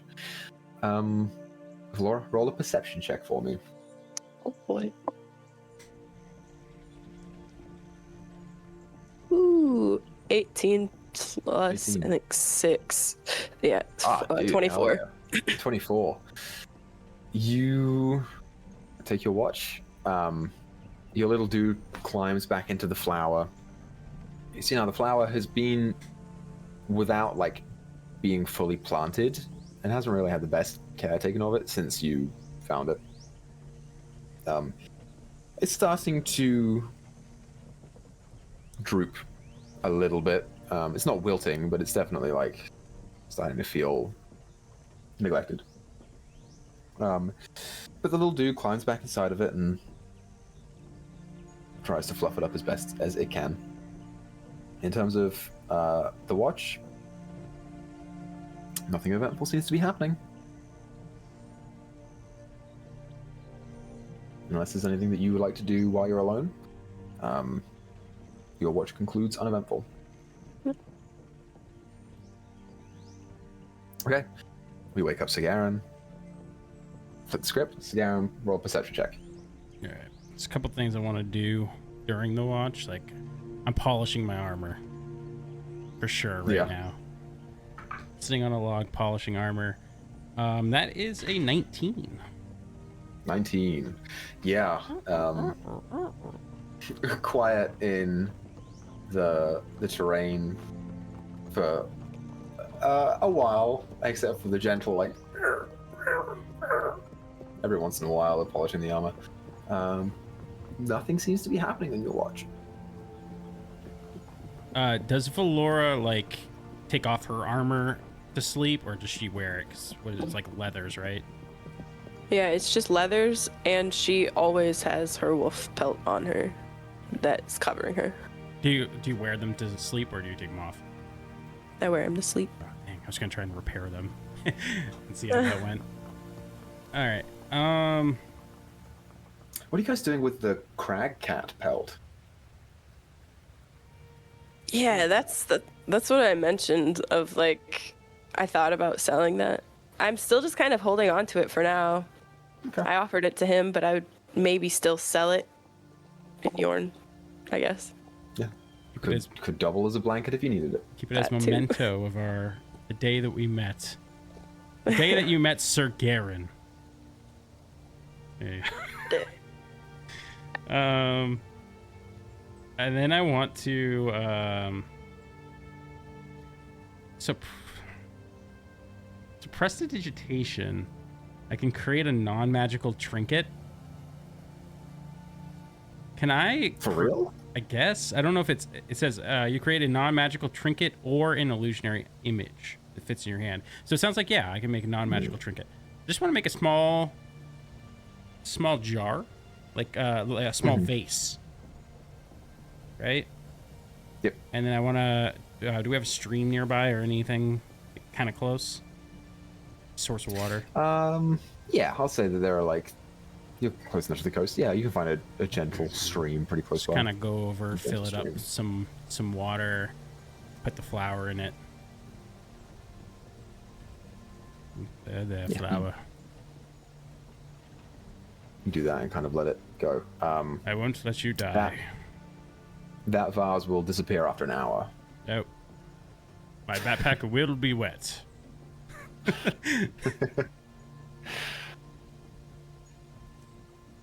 But Yeah, the guy doesn't come out or anything. The flower just sits.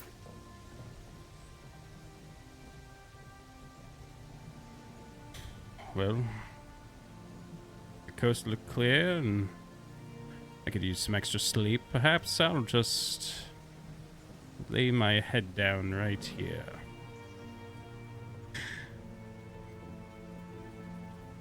I'll probably like quit my watch, like, you know, some way, like halfway through. Yeah. Yeah. You do so. And somehow the next morning, Vlora, you still wake up earlier than Sagaran. Just like lying there, just.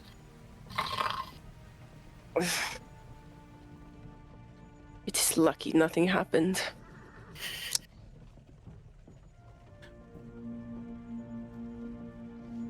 Do I see the flower? Isn't that like it's looking okay now? Yeah, it's looking a little better. For sure. Suppose that was smart of him. Oh, but is the vase gone? He goes, Yeah, it's gone. right as you say that, explodes and crumbles into dust. Yeah, the soil and the flower just kind of fall over, and you see a pair of legs just out of the top of the flower, just hanging there and back in. No. Okay. Yeah. Anything you guys want to do on this day?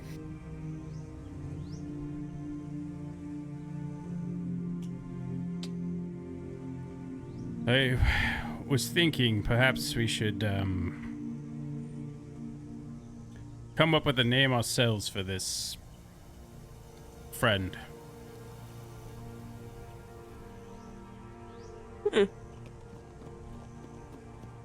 Perhaps something that's, I don't know, reflects his acting chops, his sort of the way in which he presents himself. Yes, he is like a mimic of us, or tries to be our mirror. Those are good name potentials. Mirror, mimic. We would brainstorm.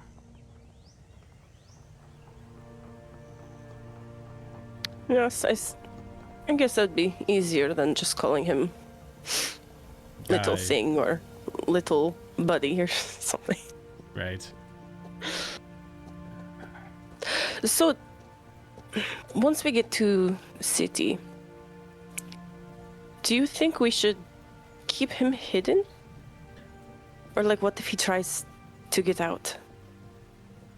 Yes, I've thought of this as well.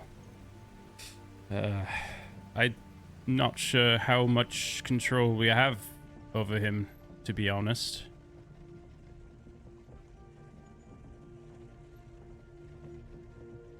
Would it be horrible if we, just kept him in your bag? Just keep him tied away. We could try. We could try. I don't know. Or maybe I have room in my pelt somewhere. I want to kind of lean down once more toward our companion here. And when we get to the city, it may be dangerous. Yes. I'm looking for a response, waiting for a response. Come on, we're connecting here, little guy. Yeah, you're like nodding your head in a way to indicate yes, and he kind of goes, Yes. Very good. So, in order to keep you safe, we would like you to hide in this bag. nodding still. Very good. Well, Valor seems he will cooperate fully. Still nodding. Yes, I hope he actually understood that. Is there really like any way we can even tell if he could understand? Like an insight check. Like an insight, yeah, I was wondering. Oh goodness. Oh, 7 total. And maybe he understands.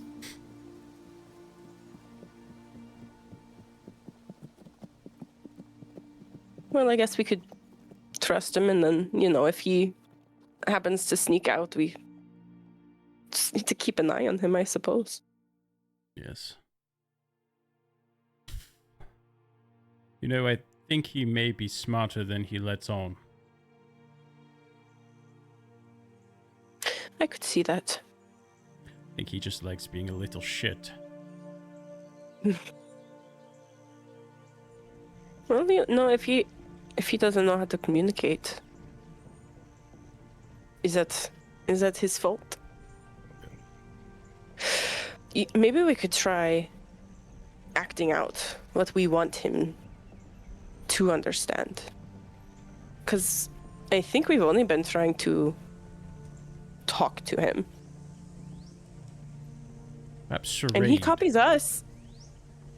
Charade is a good name. Sure. Oh. Little charade.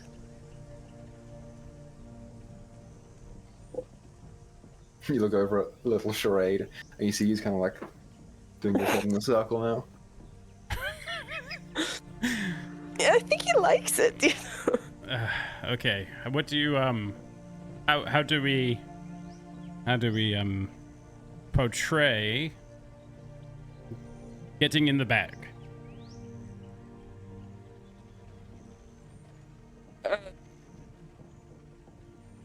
So, you, at little charade, you'll go in the bag, you know, open the bag, point to it, to hide from scary people. Right. He I don't know. He's kind of looking up at you as you do this. And you note him like observing your mannerisms. And you did like one thing where you went, and he goes,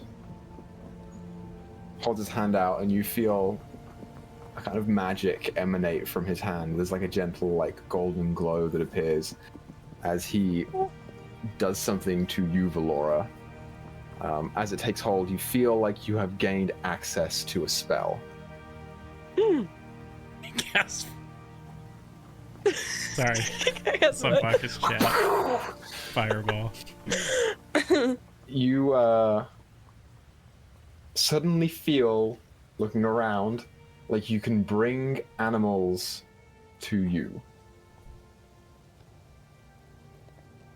Hmm. You're kind of like walking around in a circle doing this, acting like a monkey. I don't know what I did or what he did to me, but he could be summoning animals, or maybe I can call upon them now. Ooh. That's wonderful. Perhaps you could summon us up some horses and we could get to Yorne a bit quicker. Oh, maybe.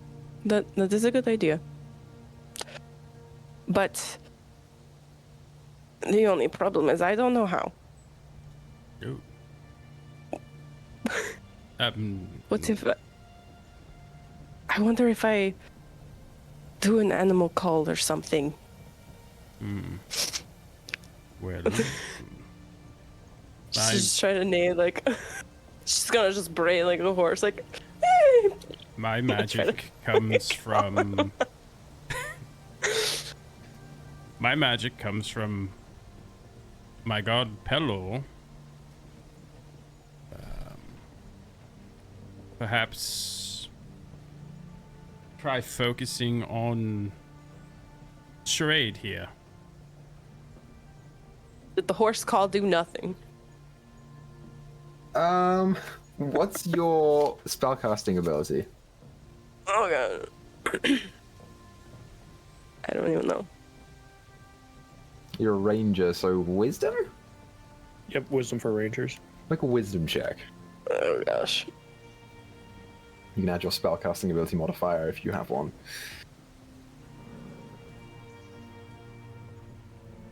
14. 14. Yeah.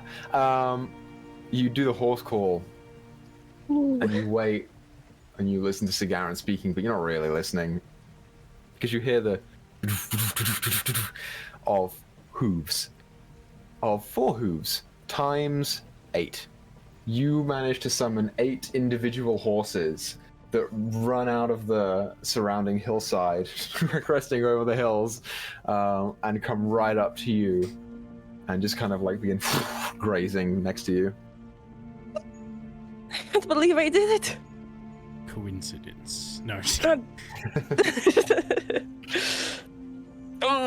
Another problem though, I don't know how to ride horse. You don't know how to ride a horse. I can't say I've ever done it. Have you? Oh, many a time. Many a time. It's one of the quicker ways to travel the region. Perhaps I could give you a pointer or two. Yeah, it's not so hard once you get the hang of it. It's more getting over the initial intimidation. Horses are rather large. Don't you normally need something to ride horse? Yes, a saddle and other. But, you know, when long time ago, before saddles were invented, you have to break a horse in or ride it bareback. It's not out of the question. It's uncomfortable, yes, but not impossible.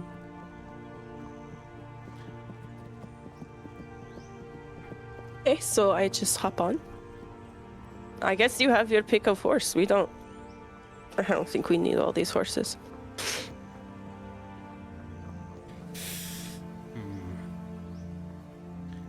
Is there a white one? Like it's just a pure white one? Yeah. Yes, there that's is. my horse right there. Yes. Sigaran's horse. Hey. I would probably find the biggest horse. Whichever one that would be. Which is not the white one. It's a different one. I love the thought of Sigaran having a little tiny white horse. Mine's like a little pony. Yeah, no, it's a regular sized horse. It's fine. And Valora finds one that's slightly bigger. Valora, make an animal handling check with advantage because Sigaran is helping you. Okay. He's definitely rode horses before. That sounded sarcastic, but I have. No, yeah, you for sure have. Yeah. I got a 6 total.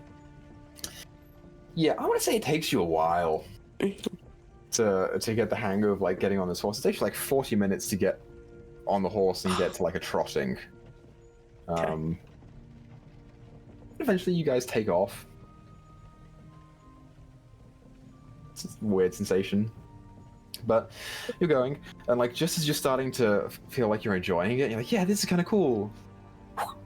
the horses disappear, and you eat shit in the ground.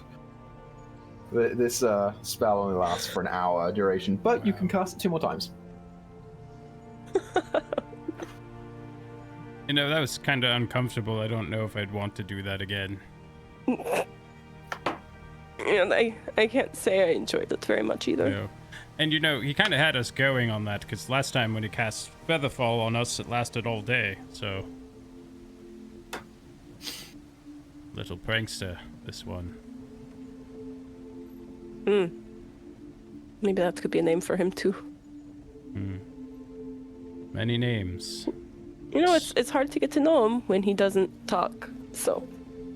Charade the silence, Charade the prankster. You see another caravan begin to approach from behind you. The rider kind of like looking over at you both as you're kind of like getting up and dusting yourselves off from the dirt. This one it's like more of a fancy carriage with the whole wooden body, doors and windows. As it like goes by, the driver kind of just tips his hat to you, giving like a sorry look. Oh.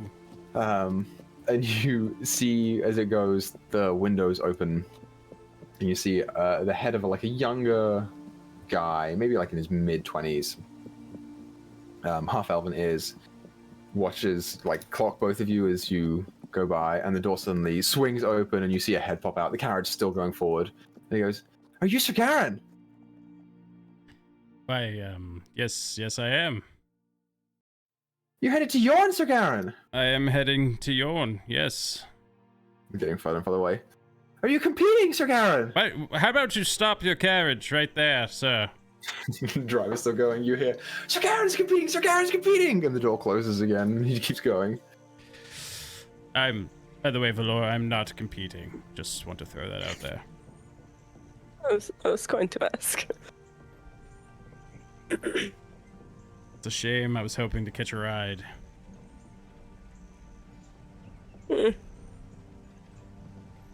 Could be better to walk, though.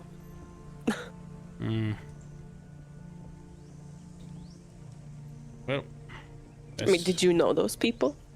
No, didn't recognize them. Just happened. You'll see. It happens quite often. You'll get used to it. Well, then yes, I guess if you do not know them, I would prefer to walk. It was a nice cart, though.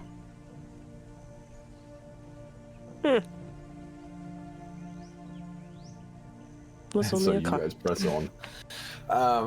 You press on throughout the day.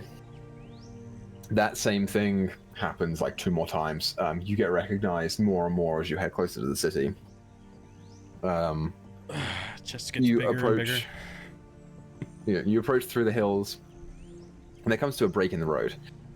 You can head left, which goes south towards Stormguard, or you can head right, which heads west towards Yorne. You, knowing the area, take the western path and follow the trail down. You go through hills and plains, and you begin to notice a familiar forest that sits just to the east of the city. You follow the trail down and through again. And at this point, it's starting to get sort of like into the afternoon. I'd say like late afternoon almost. Like the sun is starting to head down and the sky is like filled with these beautiful oranges. Fewer clouds today. And you being a religious man, you could almost feel the presence of the Dawn Father, whose symbol is the sun, and you just feel the warmth of that on your face as you crest around, and you begin to see the like long fields of wheat and grain inside of these like smaller, like 2 like almost like log wooden fences that surround the outside of some of the farming settlements outside the city of Yorne. and you look forward and you see the Golden City. Just like the tips of the buildings and the top of the walls you see come into your field of vision. Feels like home.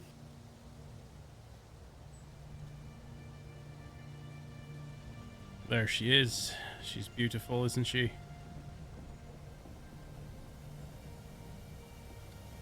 Seems shiny, I guess. Right. It's the gold capital of the world, really.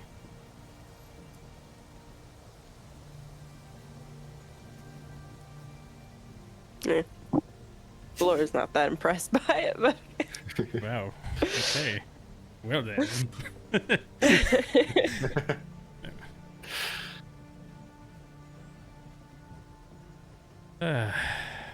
well, do you think we will make it there by the end of the day? Judging by where we are, are we close enough that we'd make it?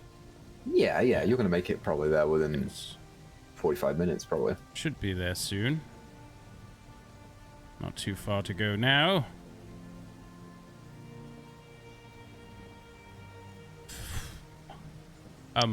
When we get there, best I'm sure I don't have to tell you, but best not to let anyone know why we're there.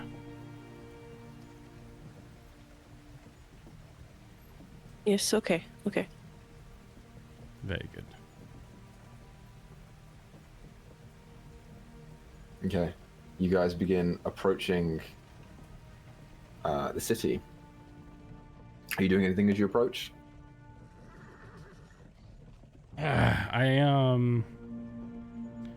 Just triple checking that my armor is nice and shiny.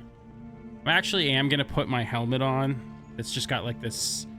It's got a big plume that's also purple, and it's got sort of like a wolf-shaped visor. Just the visor part, not like the whole helmet, but just like the visor. It looks like a sort of a wolf. Yeah, just put that on before we go in. Yeah, you don your helmet after saying that you should try and keep a low profile, and head down the road. You've been to Yorne before, so you're kind of familiar with the idea of things here. There are two around this time of year when the Deliverance games happen. There are 2 points on the outside of the city walls where like the tourist caravans come and park, to prevent them having to park inside of the city and like pay fees or get a hotel or whatever.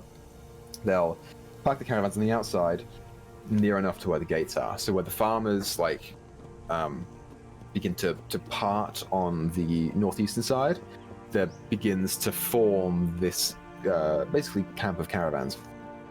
The same to be true on the southern side too, but it's probably a little bit more common on the northern side because the Breakrock Run sort of beckons you towards the northern side of the city anyway.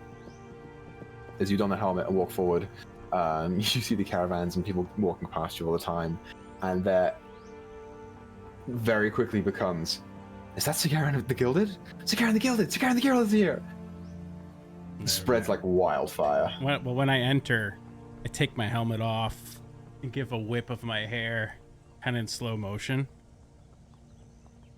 Yeah, you walk up to the city gates, when I enter, and you see two Slate Wardens there.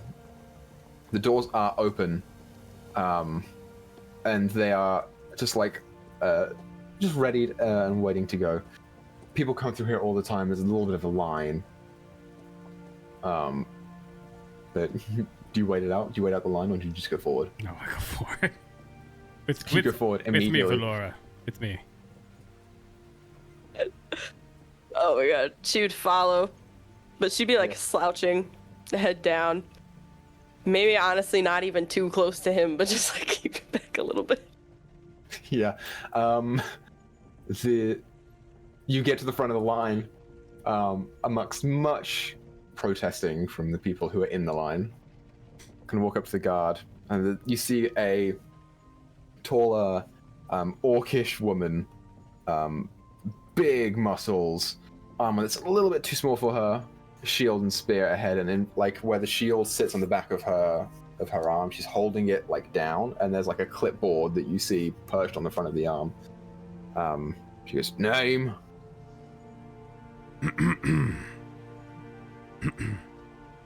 Looks up at you. Sir Garen the Gilded. No, I know who you are.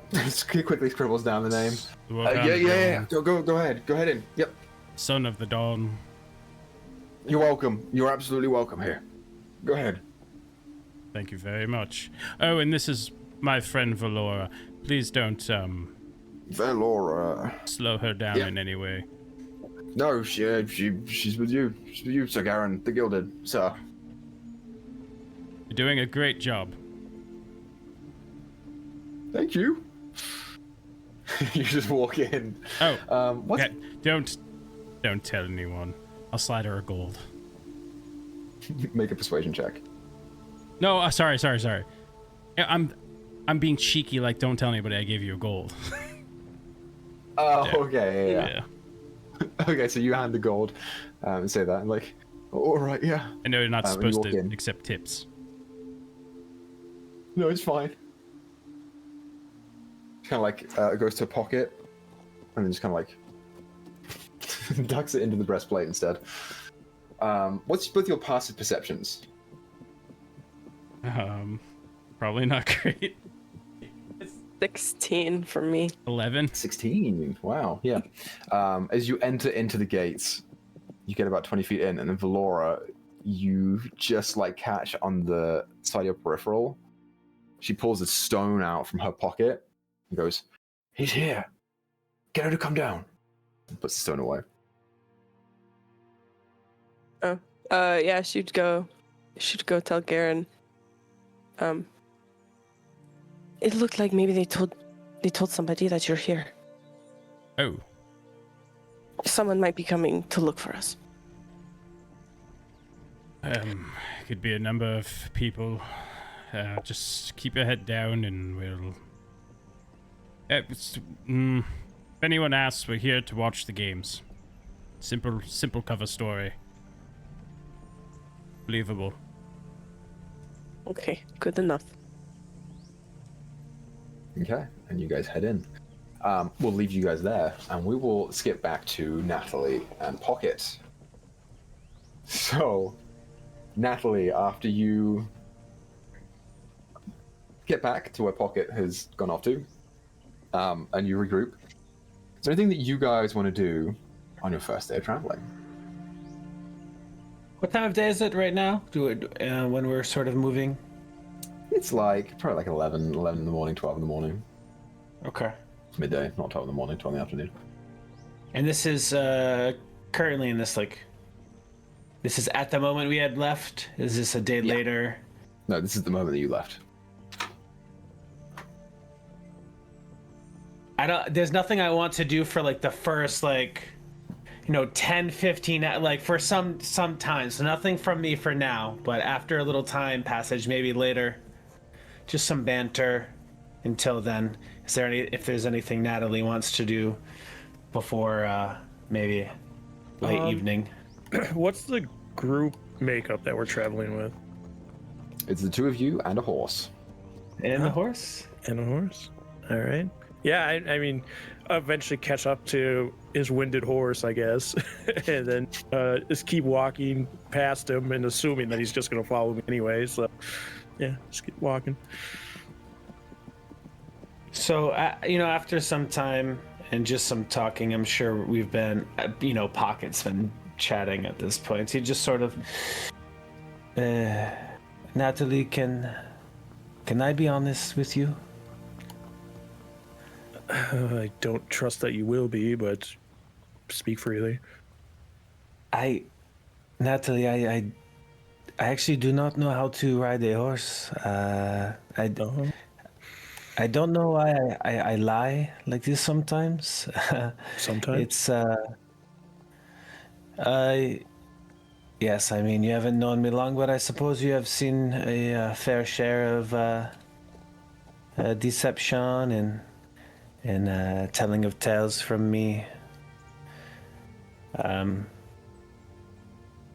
You know, it has been some time since I have hung out with my younger brother, and we traveled quite long distance together in time for many years, and he always kept me grounded, you know. So without him, I just feel, I don't know.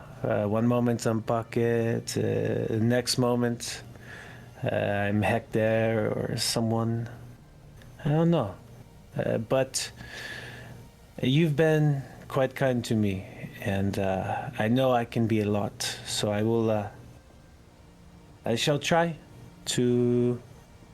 Yeah, I shall try to for you to see the real Pocket is what I'm saying. Is I will try, and thank you for accompanying me and keeping me safe on this fucking horse, because I do not know what I'm doing.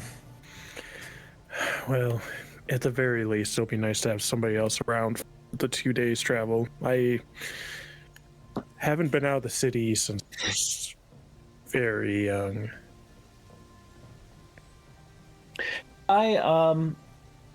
Have I traveled this way before? Have I been here? I don't think that you would have been on the south side of the Breakrock Run. You probably would have gone up to the point where it splits into the road between Yorne and the road to Motherfield. You might have been up there. What might I know? What sense would I have about how safe or dangerous sort of travel in this area might be? Though it's not quite where I've been before, it's Yeah, I would say you probably get the same feeling as Sakaran did. It's like it's not a particularly easily concealable area, and particularly between Stormguard and Yorne, it's the only thing that you will get on that road is travelers between Stormguard and Yorne, and they're all heading to Yorne right now. So yeah, I would say the safety's probably okay. Yeah. Well, this road is not too dangerous. I think mostly just travelers. If we stay, keep our wits about us, this road should treat us well. And there's not too much situation that I can't talk us out of. But yeah, it'd be exciting to go into a new city. Yeah. I'll say, especially a big one like Yorne. How are you feeling about your competition? I'm pretty confident I'll be able to go all the way with it. I believe you too. It's good. So no nervous. No, not nervous. Natalie, the Magnifique. This will be some show you put on, I'm sure. I hope so.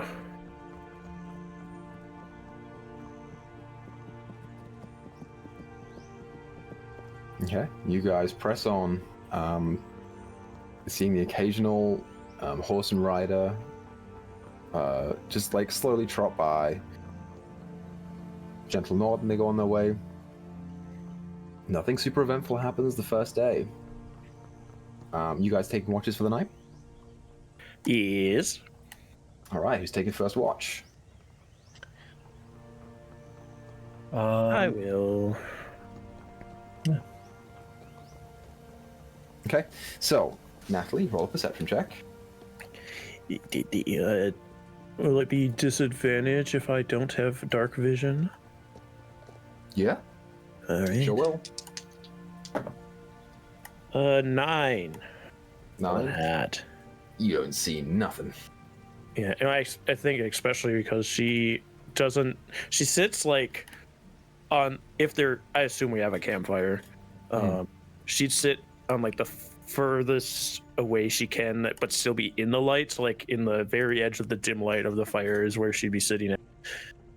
Just trying to look out into the darkness and ears twitching, picking up any noise, and getting slightly nervous by it. But yeah, just I like trying to think that perceive the Pocket anything. sleeps like a fucking baby. I like to think that he Oh yeah. Sleeps real well. But if he were to wake up at some point in the night, he would see on the edges of the campfire, just barely lit by the flickering of the flame, a very tall woman looking over at him and then out into the dark. Sleeping Pocket might say, if he were to peek his eye open, oh, Christ, chocolate blue. Oh.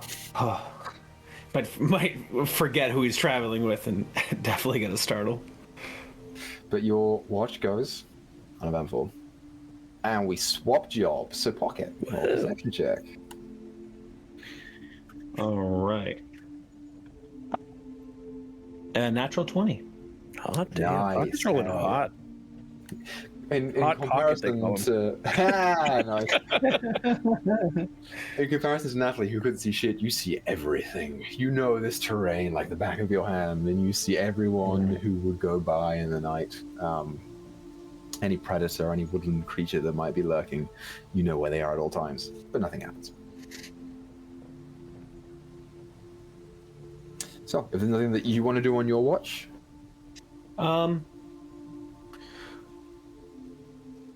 I know I'm going to a city. Pocket, I will take out some parchment and I will, Pocket will write a letter to a friend or a colleague of his with the hopes to, mail it or get it to post, carrier, bird, whatever his options may be, when he gets to a city. So yeah, just sort of journaling a bit to himself, reading some stories, writes a letter to a friend. okay. So you write it, close it, keep it on you. And Pocket will say, as he seals it to himself, he sort of says, I could really use your help. This should come in handy. And he puts it in his pocket. And so your watch concludes. The following day, you both arise well rested and ready to start on your next day's trek.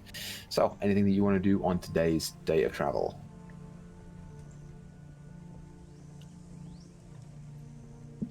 Not necessarily. Do we come across another travelers, caravan while we're if we're kind of passing people, I guess? Pocket wants to see if he catches. Guess he's looking for maybe if there could be a mark on his travels, someone to gamble with. Yeah, absolutely. There comes a point, and people pass you every hour and a half to 3 hours, like somewhere in that region, you'll see someone going by. Yeah, I'll say the next person that you see there is a okay looking caravan. Definitely more intricately designed than your kind of standard Art Deco style that you would see in Stormguard. Hopping through, single horse, single rider, but one of those wooden carriages with the doors on the windows. You see it begin to approach as if it's going to go by you.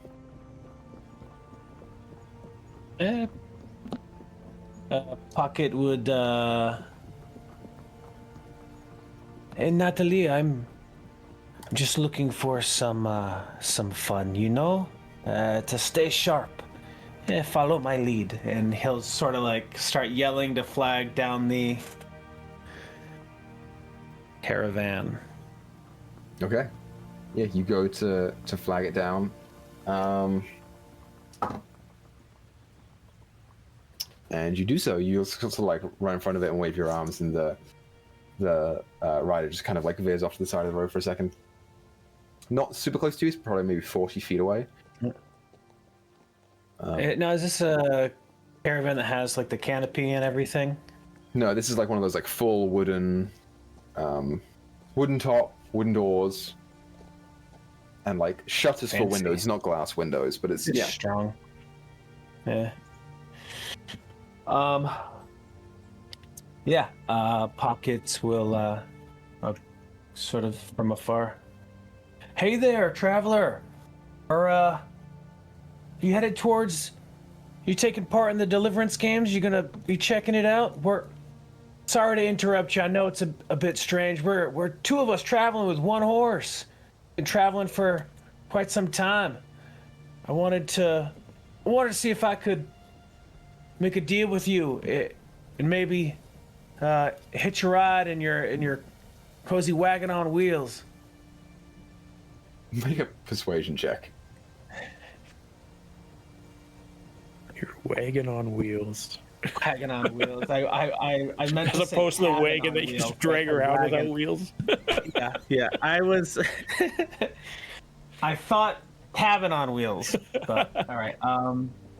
I rolled a 17 plus 7. What, 24? A lot? 24, yeah.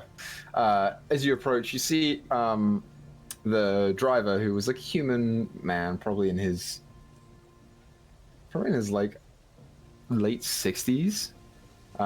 You get closer and you realize he's not like a hired driver. This is probably the guy who like owns the carriage. He like calls out. She's like, "Stop right there. We don't need any more passengers on this journey. We've come quite far, and we don't need to be stopped anymore." And you kind of hear this voice from inside go, "Who is it, dear?" And you hear him go, "Not now. We're coming across some strangers on the road, and I don't think it's a good idea." And the door opens up, and you see this older lady pop out. Her head comes out, and she goes, "Oh, we've got travelers, do we?" "Yes. Oh, they look hungry. He looks hungry, dear." And the rider's like, "I don't care if he looks hungry. It's not our problem." "Oh, but he is. He looks so nice. What's your name, good fellow?" Hi there. My name's Hector, and I might say, ma'am, you're very observant. I can tell. "I have a way with people, as it were. Come on, you said you're headed to Yorne?" Oh, yes, actually, see this lovely 7-foot tall sip of sunshine here with me? She is going to be battling in the Deliverance games. And, you know, we're sharing one horse on the road, and it sure would be terrible if she got exhausted from all the travel and couldn't perform at her best. We're just looking for, you know, a little rest, or perhaps we could hitch our horse to your wagon. We could travel along the rest of the way with you. I just want my companion here to be top performance. "That's terrible, dear. Isn't that terrible, dear?" He's like, "No." He's like, "It's so terrible. Why don't you both come in?" If it's not a bother, I don't want to. "No, absolutely I'm not." gonna look back at Natalie and kind of like, not too bad, right? She's very unamused, but like with the invitation impose. I mean, I'll be fine walking. "No, it's fine. I've got Turkish delight. Come on." Pops her head back in. Well, Turkish delight is a big red flag. I've watched Lion and the Witch and the Wardrobe. Yeah, we've all seen it. I'll. Is there a way I can tie the horse up so it'll travel along with this thing, and Pocket can hop in the back too? Yeah, sure. Yeah, that's fine. All right. Merciful DM, thank you. That's all right. Yeah, you managed to get the horse tied up front with the other one. The guy, you get closer to him, big, like, thick white mustache, receding, singular bits of hair, white hair on the top of the thing. A little bit portly. Wearing nice clothes. Kind of grumbles as you go by, and you get into the back of the carriage, and it's just her with like a small tray, like one of those like ring trays, filled with like little sweets and things. Pocket gets in first, and then there's a moment where Natalie, you get in, and it's a challenge for you. Like your head hits the thing, and you have to duck under the doorway, and you kind of sit where the opposite of where she is, next to Pocket, and Pocket just kind of like slowly getting pushed up against the wall. Pocket did not consider her size whatsoever. His Yeah. shoulders tucked in. Pocket, having any of these things she'd offer and kind of making himself at home. Wow. Well, thank you kindly. This is great.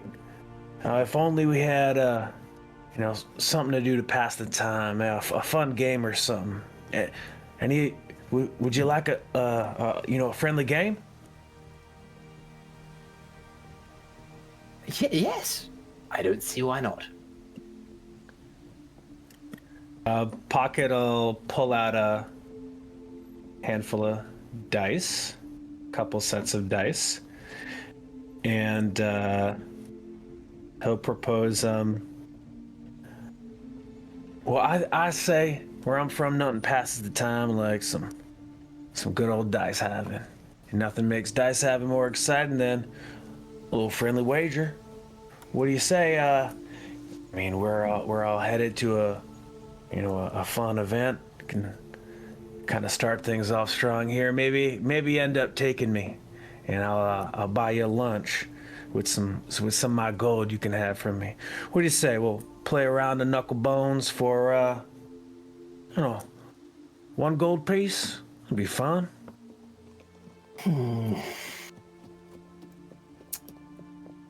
I don't know. I'm told that I shouldn't gamble. I gamble irresponsibly is what I've been told before. Oh, that makes sense. I mean, I did say you were observant. Just to have a little fun. How about 2 silver? I mean, that's candy money. That's just having a good time.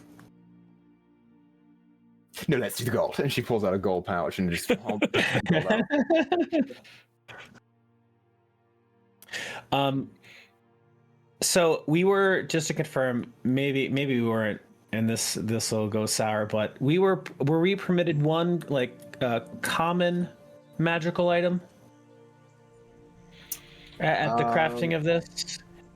I did one uncommon magical item. Oh, uncommon. Oh, I believe. Did anyone get a common item? Did everyone do items? Did we do anything like that? I got mine. Let's see what. Yeah, I'm pretty sure yours was uncommon. I think it was uncommon. Yes. Or no, mine's common. Oh, is it? Yeah. Then I must have done common here. Let's see, because I know what Grizz is because he already used it. What is yours? Is yours common? Let's see, because I believe I was going to do the charlatan die, but I actually don't know if it's common or uncommon now. Yeah, that one was common as well. They all seem to be common. Wait, common. Oh, yes, you're right. Yeah, it was common. Okay. Yeah. So, I'm going to use my charlatan die in this. I'm not sure how we might run some dice rolling for the gold piece, but I guess I'm trying to take gold from an old kind woman that offered us travel. Yeah. Roll a sleight of hand check, and we'll see how well you start cheating. All right. And okay, let's see here. Sleight of hand. If I use the charlatan die, it says you can set it to any number you choose. You have to declare the number before rolling, and then it lands on that number. If we're gonna do a sleight of hand check, my attempt here is to actually lose the first hand, okay, and to get her to win. Yeah. So I get still a sleight of hand for it, yeah? Cool. Yeah, we'll just sleight of hand. 22 total. 22, yeah. You convincingly, you're like, oh, wouldn't it suck if I got a 1? And then you roll it and it's a 1. Ending up with you losing the first gold. Yeah. Oh man, that's my lucky. I've never been good at this, but I love a good game of dice. Double or nothing. Give me a chance. Win my gold. Let's go again. And she holds the 2 gold forward again. All right. Pocket will Once again, the goal here is to lose, so I'd be giving her 2 more gold. Mm-hmm. Yeah, So we're doubling. Roll your sleight of All hand. right. 16. 16, yeah. She goes, oh, you called it twice? That's terrible. And she pulls the 4 gold across the table. Oh, okay. Lady Luck must be on your shoulder. I tell you, with a husband that charming and winning dice like this, you are one lucky lady. Last time, triple or nothing. Let's see. I'll put 5 gold in. 5 gold in. Winner takes all, and I'll wipe my hands of it. I gotta say.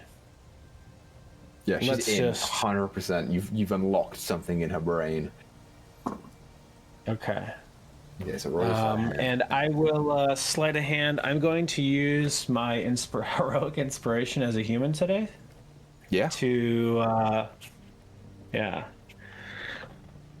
And the first roll is another, it's a 9, 7, 16, and the second roll is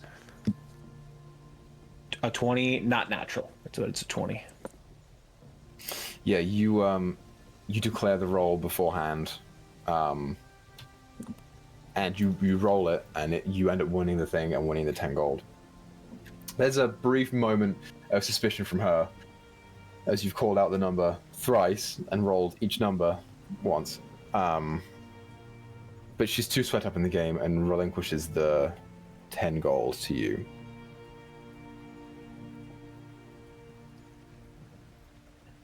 If So I you even put do in- math on that, I think I net like 2 gold from how much I lost.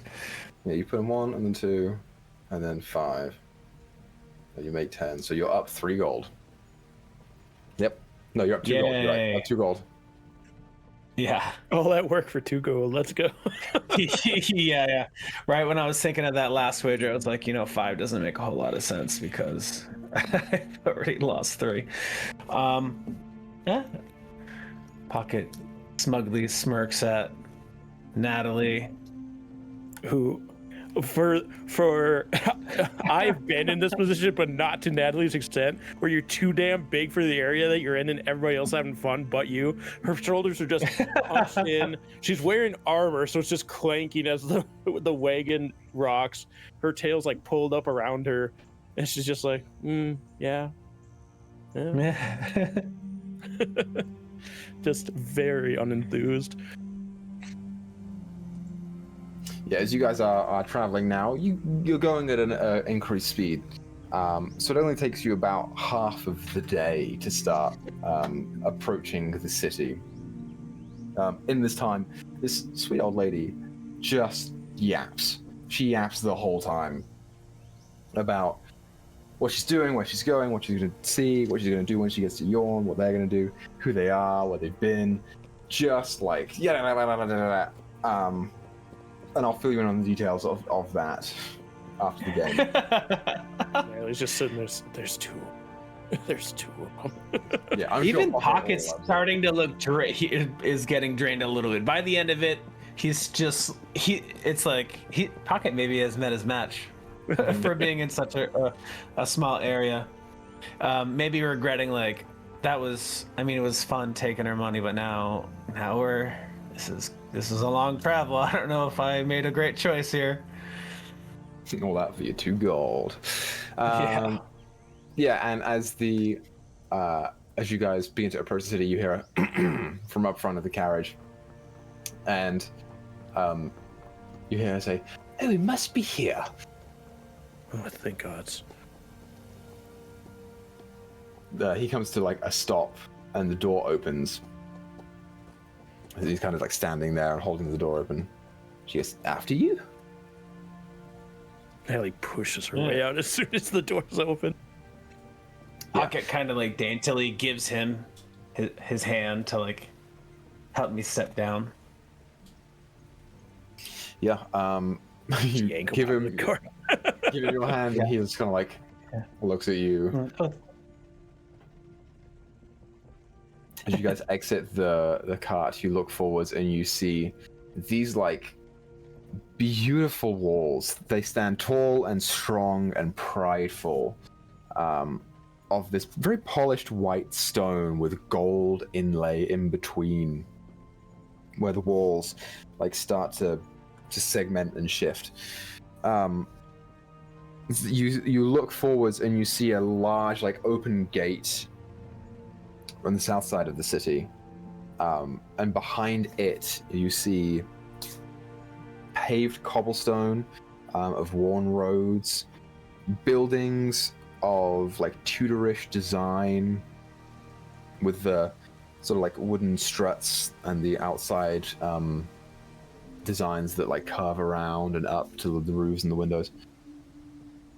You see just to the left of where the street like ends and it starts to go off into the two sides, you see parks where there are people running around, and as you look past the walls you see a number of things. First of all, the part of the city is elevated on the right hand side of you, so towards the east side, and you see like a section of the city which is physically elevated, but the buildings are taller, spires, towers, buildings of nicer, more eloquent and architecturally intended designs. Probably one of the better off parts of the city is over towards the east and northeastern side. And notably, directly in the center, towering high above the walls, you see the outside of a golden arena. Banners flying from the sides down, displaying various sponsors and advertisements of the games themselves and people who are supporting the events. The people who are here, and there are many, many, many of them, as you note, another caravan camp to your right, are like buzzing with energy and excitement. The games are only one day away, and you are about to enter the city of Yorne. As you do so, coming up to the gate, and being granted entry,